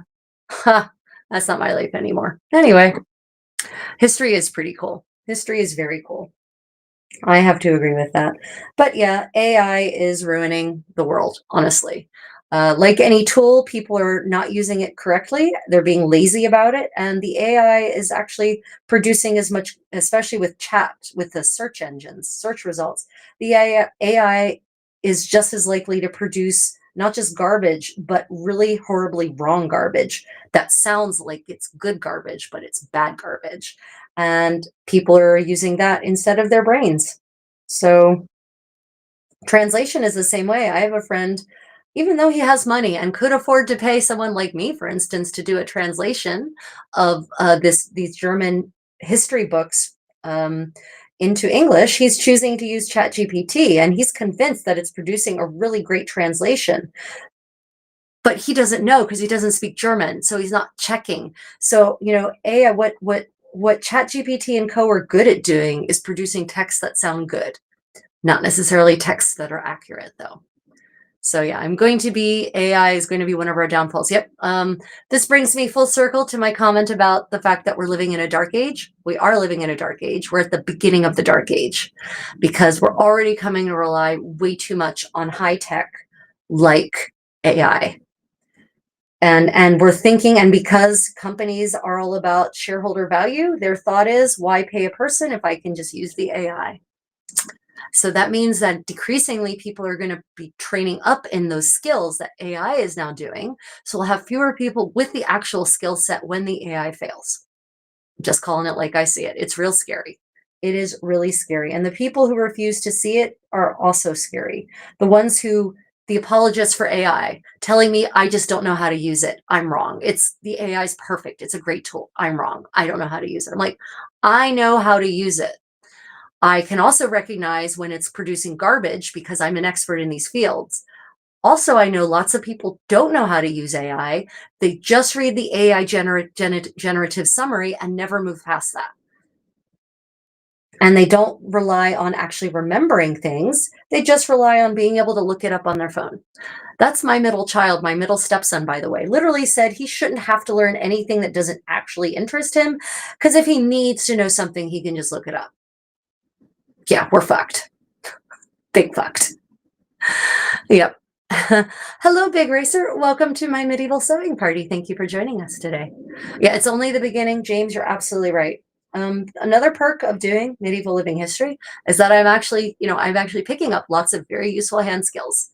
So I do not underestimate the value of what I do. It might seem like it's just for fun, but I've learned a lot of really practical things through experimental archaeology. I will tell you that. Okay, so I've got the first facing attached on my smock, my new smock, as we would say in modern English pronunciation. Let me see. Ashley says, I've met 2 people that said ChatGPT was their best friend. Oh my God. That's too bad. That's really too bad. The past is the future. Yeah, James, 100%. This will not be the first dark age that we have survived. Hopefully that we will have survived. You're hoping we survive it. And if we survive it, it won't be the last. Because one thing history has taught me is that humans are constitutionally incapable of actually learning from history. Because invariably, we think we're the fucking exception somehow. We, the current breed of humans, are so special that the mistakes our ancestors made, we can make them and they won't be mistakes. Yeah, AI is particularly bad when it comes to language translation. Oh, Virginia. Oh my God. So, but the worst part is it sounds good, right? Babelfish and the old Google Translate, like it used to, at least it sounded bad. Like people literally made a joke out of it. They would actually, translate back and forth to see just how bad it could sound. Like it sounded like Mad Libs. The problem is it doesn't sound like Mad Libs anymore, which makes people take it seriously. Yeah. And companies don't want to pay for humans. They don't want to pay for humans at all. Yeah. Ashley, if you and I mean, I don't know what your languages are. What are your languages? I guess I should ask. If, however, I had some very more rarer, more exotic languages, like certain African languages, Pashtun, Farsi, I might still have a chance at having a career as a translator for a little while anyway, but not for long, I don't think, even for those languages. Yeah. Okay, so here we go with our facing. You can see, I'm going to try to show you anyway in this glaring light of the ring light. Okay, so here is the facing on the underside. You can see I've tucked the edges and I did a blind stitch all the way around. And then on the top side, this is what it looks like. Because of that blind stitch, called so because it's literally blind. All right, try to show you here.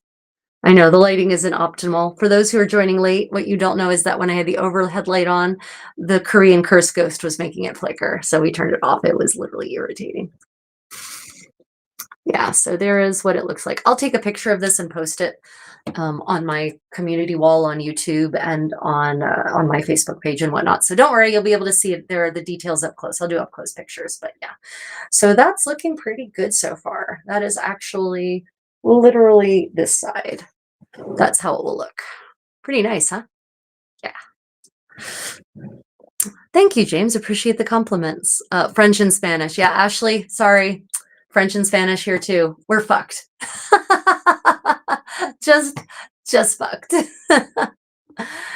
I did hear something about an AI movie with creatures. If that actually happens, then animation is done. Oh yeah, no.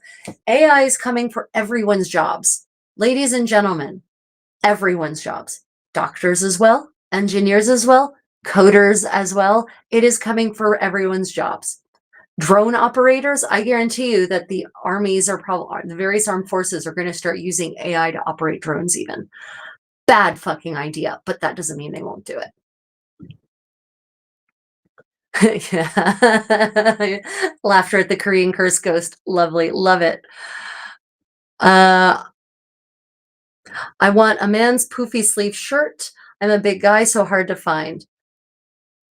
Okay, so actually, if you want, like you're talking about the kind of shirt with the gathered neckline and the sleeves that are gathered here, so pretty voluminous. I would check out, there's a vendor called Historical Underwears. Historical Underwears. And that would be UNDERWARES. Check them out. They have the kind of shirts you're looking for in very large sizes. I would also check out, trying to think where I've seen other people selling those shirts. I would start with historical underwears, but there are vendors who sell the Renaissance poofy sleeve shirts in very large sizes. And I mean like 5X. So as long as you fit within a 5X, you should be fine. Am I a costume designer? I'm a fashion historian. So I don't know if that's the same as a costume designer in your book, but I don't do plays and movies or things like that. I do historical fashion. So I'm a fashion historian, but I do make everything you see me in. I make it myself. Yeah. Takeda says, at least ditch diggers will be safe for a while. Yeah. Okay. So manual jobs, the trades, as they're sometimes called, will be the last to go and they will last until we have really dexterous robots in which the AI can operate. And then we're all screwed. Yeah. 100%. What do they expect that people are going to do? Well, Ashley, in civilized countries like Sweden, there will no doubt be a universal basic income. And that will be probably they will tax the businesses and whatnot until, for them to fund that. But in the US, it's just going to be pretty bad. It's going to get dire.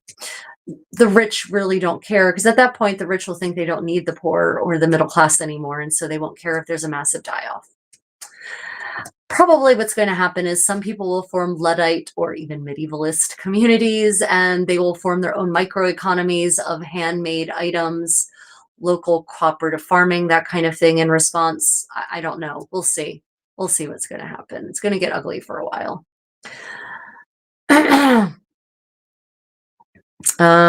Let me see. Like they looked it up because, oh yeah. Looked it up because someone just asked me where to get good under things yesterday. Oh wait, Takeda. Oh, if you posted a link, Takeda, it probably dropped it. Unfortunately, that's kind of how that works. Yeah, so if you could just pop the name. So guys, if you want to share a link, make it not link-like, like separate out the components, that kind of thing. Because if it is a link, automatically YouTube cancels it, because in the past when they allowed links, then there were a lot of bots putting a lot of really dirty links in the chats. Okay, everyone, we have reached the time at which we're going to go and move to the kitchen, and we're going to unpack the latte lardis, the larded milk that we made during yesterday's medieval cooking session. So hang tight. We have two options here. One of them, you might get a little sick and you're going to see my kind of cluttered apartment because I've had a big spate of creation. Underwear is historical. Okay. Underwear is historical, not historical underwears. Underwear is historical. Thank you, Takeda. Great. Appreciate it. Okay. We are going to move now. I don't know if I can actually do this here. Yeah. Okay. So what I'm going to do, I will leave the sound on so you can hear me talking. I'm going to turn the camera off for the transition so that you don't see the mess that is my apartment, and also so that I don't make you all crazy. So we're going to move the kitchen. It's 5 seconds down the hall. We're going to move to the kitchen and we're going to unpack our latte lardis. I'm going to slice it and we're going to fry it, and I'm going to dress it and serve it forth so you can see how it turned out. And then we can talk about what I would do differently next time. But before that, I'm going to take Ashley's comment. I wish I'd done Portuguese, Finnish, and Armenian instead. You're half Finnish and half Armenian? Aw. But your degree was in Romance languages from the University of Oklahoma, with a minor in philosophy. Oh, yeah, that is sad. You might still have a chance with Finnish and Armenian. Portuguese, probably not so much, but Finnish and Armenian, possibly still. Oh, goodness. Okay, so everyone, I'm still here. Don't go away. We're moving to the kitchen, so we're finishing up our medieval sewing party with some medieval cooking fun. Yeah, we're going on a kitchen adventure. Keep chatting, everyone. It's not going to take me long. I will leave the microphone on for your convenience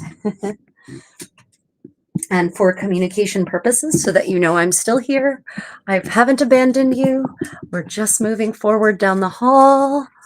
passing the kitties counter with all their food. And of course, Chimi's going to think that I'm here to feed him now. So if you hear a sudden piteous and desperate meowing, it's because Chimi thinks I've come out here to serve him his dinner.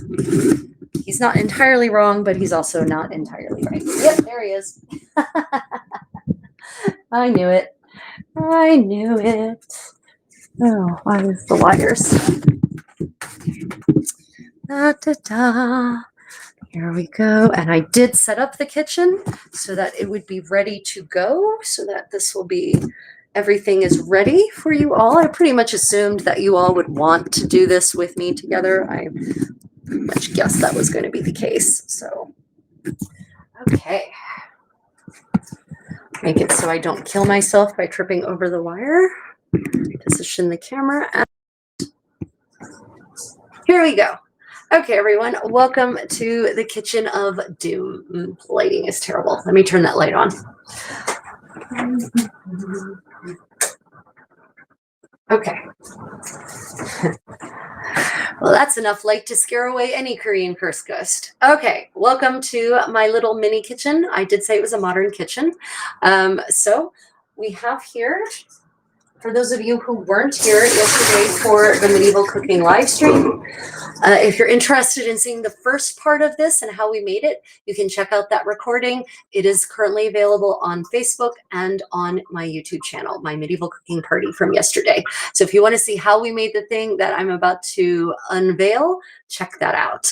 Okay, let me just look at the comments. Maurilio, welcome. Thank you for joining us this evening. Oh, I don't know what that said. I hate it when it does this. Okay. I'm thinking of going back to school, culinary school, even though I'm getting old. I'm impressed how diverse your knowledge is. Yeah, so maybe cooking might be also one of the last things to be eaten by the machines. We'll see. I'm kind of a polymath at a certain level, so I'm just interested in everything, really. Okay, so this is right here. You'll see is a giant bag of sprouted oats, but this is not what we're focusing on. This was actually what I ended up using to help weight down the cheese that we pressed last night, the larded milk, as it is called. And I put that under this heavy cutting board and under this cutting board. And now we get down to the larded milk. So here it is. It's all wrapped up, and I stupidly wrapped it up in this instead of the nice linen cloth that I had. But anyway, so unwrapping it. Oh, look at that. Nice. So that's the yellow side. And those are spices that you see. So there's not dirt or anything. Those are the spices that I added. So that's the yellow side. And here is the green side. Now, there's a couple of things that occurred to me as I was making this. After I pressed it into thinner layers like it is in the recipe, because I wasn't thinking about it, and I was imagining in the original recipe where you have like 6 different layers in different colors. So it's probably a lot thinner than it should be, even though it said you can shape it how you like. I think next time I would actually want it to be, I would shape it to be thicker than this. But still, I'm pretty happy how it looks. It looks nice. You can tell there's a spot where a filament of the saffron ended up, because it really ended up in the towel pretty hard there. But next step is for us to slice it and fry it.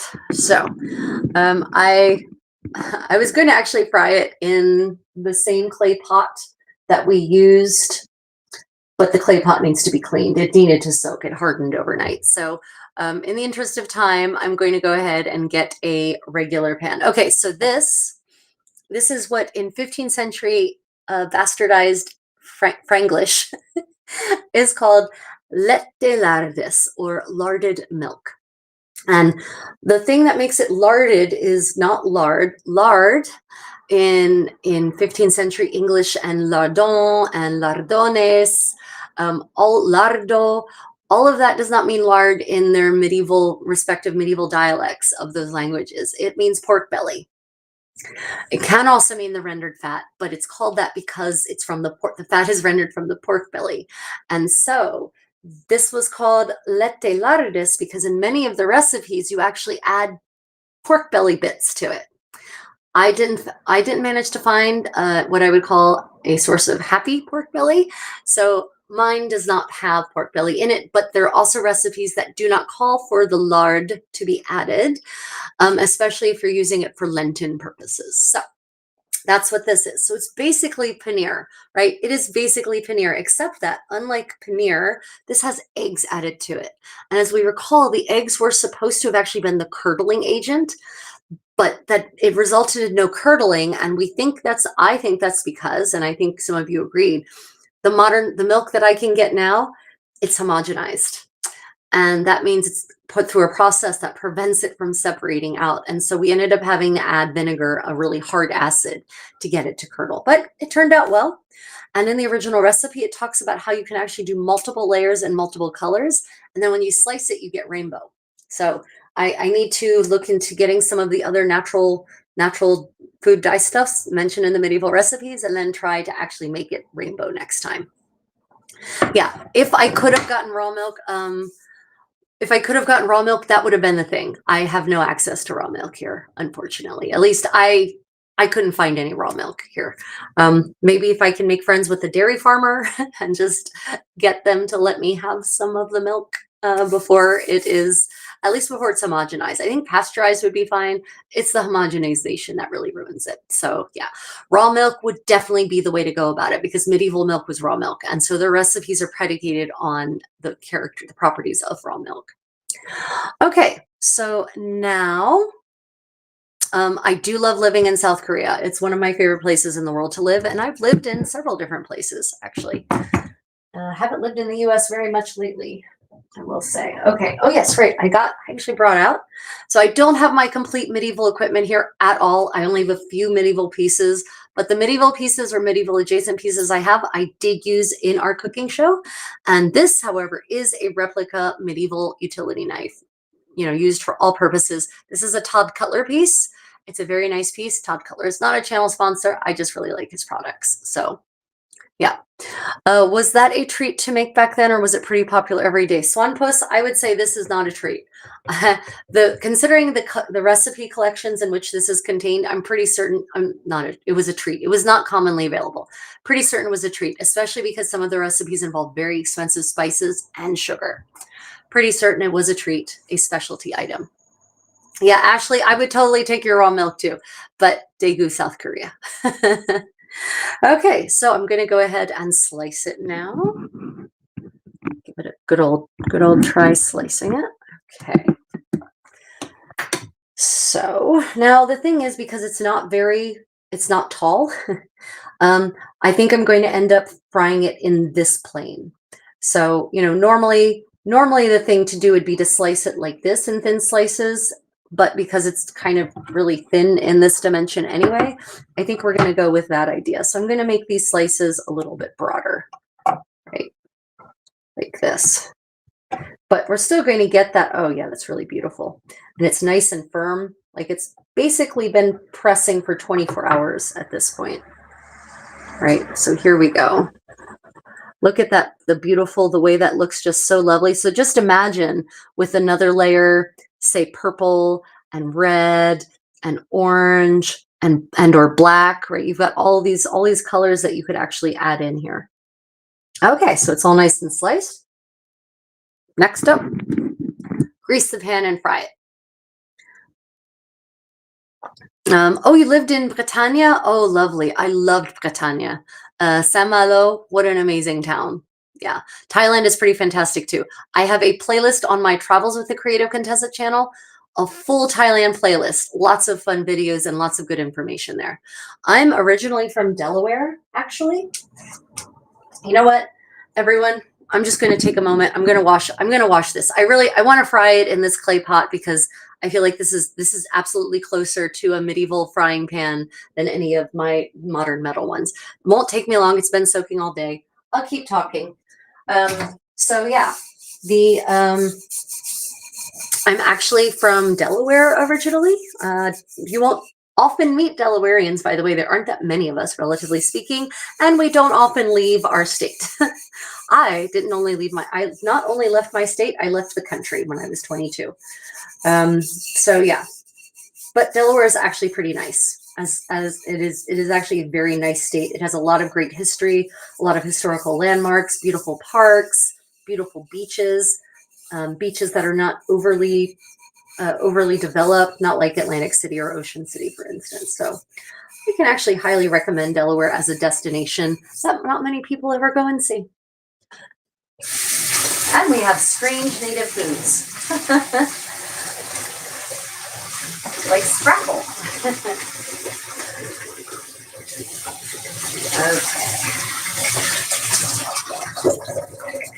I think that's good enough. Okay, all clean. See, I told you it wouldn't take long. So I'm just going to go ahead and heat this up, and that will also help dry it.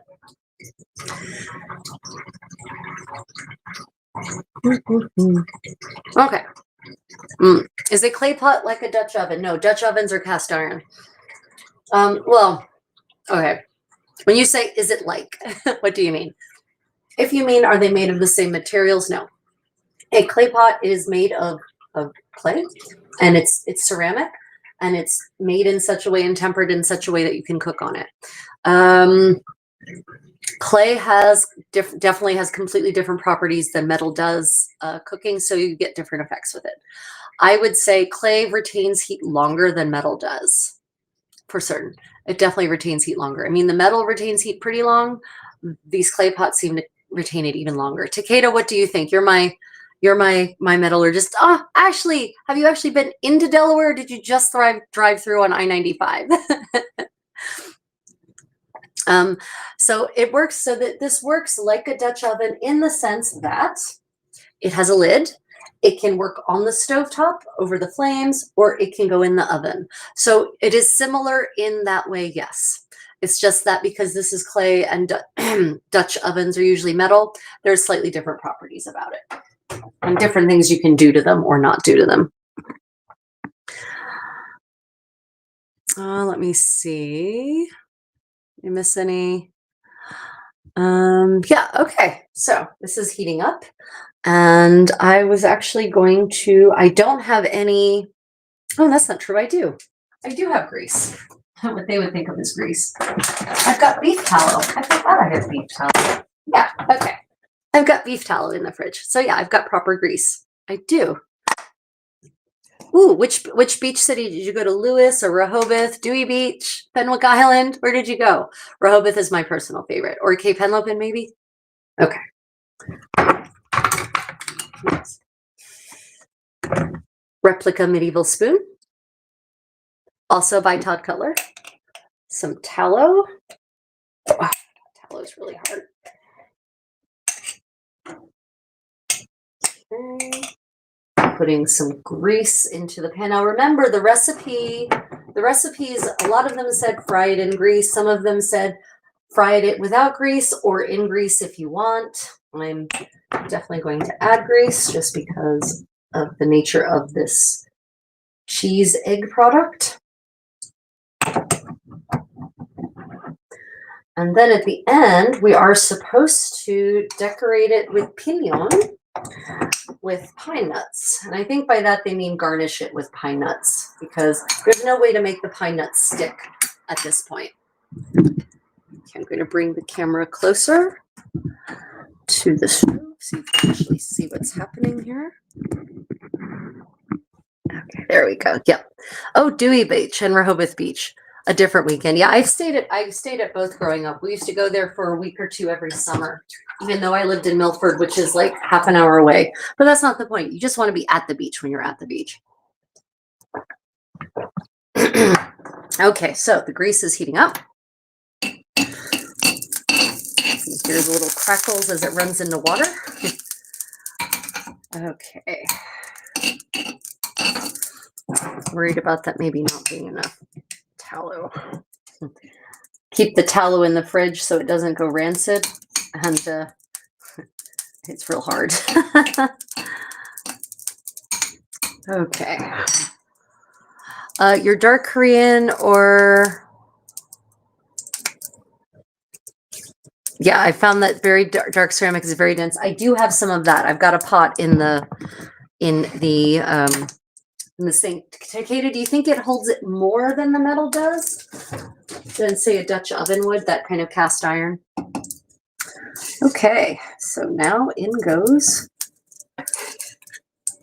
our cheese.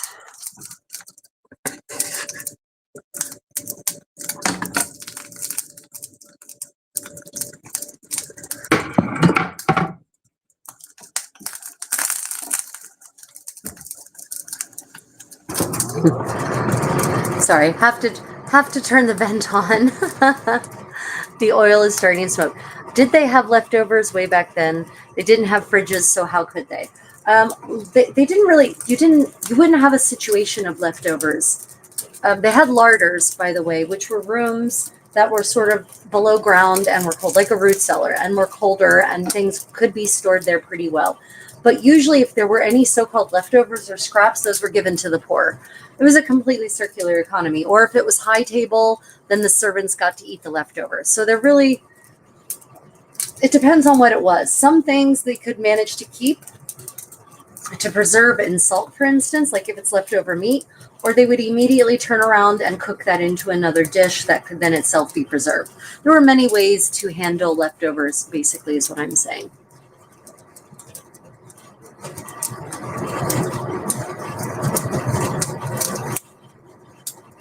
Let me see, other questions I may have missed. Does beef tallow go in the fridge or sit in the cupboard? So beef tallow can absolutely sit in the cupboard. Depends on how long you've had it. I've had this for a while though, so I started keeping it in the fridge to prevent it from going rancid. And it also depends on how hot it gets where you are, right? It's saturated fat, so it's less likely to go rancid, but with enough exposure to heat and oxidation, even it will eventually go rancid. So yeah, ooh, there we go. Look at that.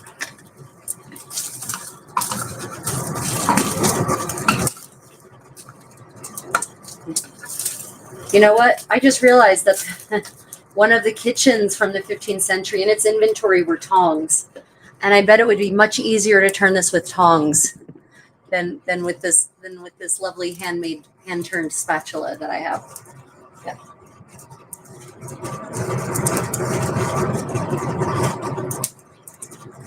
Yeah, it's looking pretty good. There's some spots where it got a little browner than others, but that happens even on halloumi cheese. So far it's cooking up very much like halloumi cheese, I would say.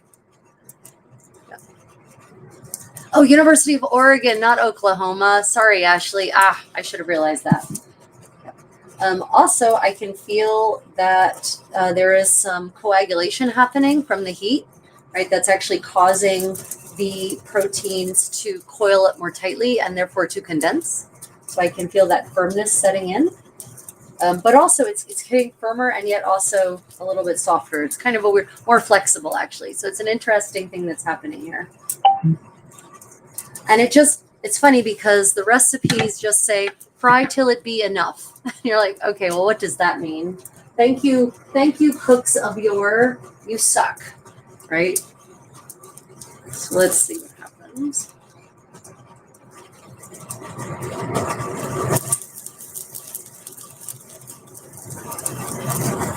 Oh, that's looking pretty nice. I'll serve it forth on this wooden trencher.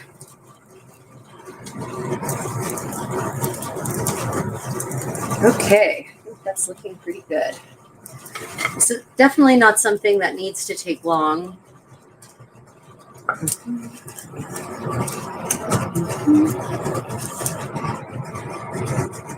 And I can definitely see how a chef in a noble house would maybe take extra time to like carve off the rough bits on the end here, right? But it's just me. It's just me, and I don't necessarily have to plate it perfectly, but I'm gonna go ahead and I can smell the saffron from having fried it, right? So that smells pretty prominent. So I'm just going to garnish with some pine nuts here. There we go, garnish with pine nuts. And there was another recipe that said to cast thereto some sugar. Sugar being used not in large quantities, but basically like salt and or pepper. Right. I think I might try that. I'll try one piece without, but there we go. Latte lardus with a layer of saffron and a layer flavored and colored with herbis, in this case, rocket. Yeah. Let's see, in this case, rocket. Oh, my fridge. Rocket, yep. Okay, so smells really yummy. Will I be making any medieval pumpkin dishes for the fall? So medieval pumpkins European pumpkins are not what you think of as pumpkins. They're gourds. Pumpkins are a New World plant. And we don't know much in places where pumpkins are native. I actually don't know any historical recipes from what would be the European Middle Ages in the Americas for pumpkins. So no.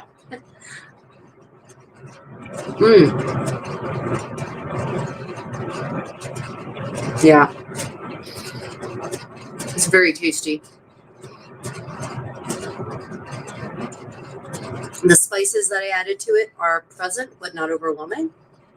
Obviously, you spice to taste, so you could add more. I forgot to add salt in the mixture, which is called for in one of the recipes. I would definitely add salt in the curd process so that the salt is worked into the curds. But I work out a lot. I exercise like 3 hours a day, so I usually need to take in more salt than the average human probably should. It's very tasty. This would definitely be a treat. And it would be a lovely protein dense snack. So if you needed energy that was slow burning, this would be it. I could also see that by sprinkling just a little bit of sugar on top, some kind of sugar, coconut sugar, sweetener of choice, granulated sweetener of choice, would probably be pretty tasty. Honey, it would probably be really good with honey. It would be, yeah, it would be really very Greek. It would be very Greek. It would seem very Greek, halloumi with honey, right? It would be very good with honey. The saffron is present, not overwhelming, but definitely flavor enhancing. Interestingly, I'm not really getting any of the flavor from the herbis juice, the juice from the rocket, from the arugula. I thought it would actually be a stronger flavor, but apparently the cooking process and or the overnight curing process the flavors have mellowed. So yeah, very tasty. Latte lardus, everyone. Okay, yeah, definitely. And you know that, so this is pretty shelf stable too. I can guarantee you this is very shelf stable. So as long as it's not like hot, you wouldn't need to keep it refrigerated. Like it'd be fine for 24 hours without refrigeration, for instance. So it'd make a very good high protein, and it's a pretty good finger snack too. And the thing about frying it is it causes, like I said, more coagulation. So the proteins actually coil up, they tighten, and so it actually becomes firmer. Like this has a lot more, if I were to shake this one, I could actually possibly shake this piece apart, even though it is pretty firm. I did a good job of pressing it actually, but still, I can tell that this has less structural integrity than this piece now that it's been exposed to heat. So yeah. Oh yeah, I guess you can see him, can't you? Timmy. Could you hear him? Could you all hear Timmy? Right. Okay, everyone. Well, it is my dinner. It is my din time. Are there any questions tomorrow? And in fact, the other thing is that in 12 hours or 13 hours, we have medieval story time. So I do need to actually rest up and re-energize so that I can bring the full Contessa for you during medieval story time. We'll be reading through together and then discussing some really fun texts that will provide more insight into medieval life. We will have another body story from the Decameron. I think that was really popular. As I said, we're going to be talking about service at table as per the 15th century, and I will be doing the reading in the original 15th century English the first time through to give you the sound, the flavor of the 15th century. Otherwise, I would like to thank my channel members and my patrons on Patreon for your financial support. I would like to thank the generous people who this evening gave super chats. I really appreciate you all of you who've joined my community and you comment and you like the videos and you ask these great questions and you're becoming part of this fantastic thing that we're building together. I appreciate you all, I really do. So one last chance for any final questions. Otherwise, if there was a question you had and I didn't get to it, pop it in the comments after the video posts. And if you have any requests for the next medieval cooking time, just pop those in the comments as well. Recipe types, kind of dish you'd like to see me make, that kind of thing. I can try to find something. I'll try to find some things that are shall we say, seasonally appropriate. So maybe with what you might call pumpkin spice, because that's pretty much all medieval spices are pumpkin spice, but just not with pumpkin, because obviously pumpkin is what you think of as pumpkin. Winter squash is a North American thing.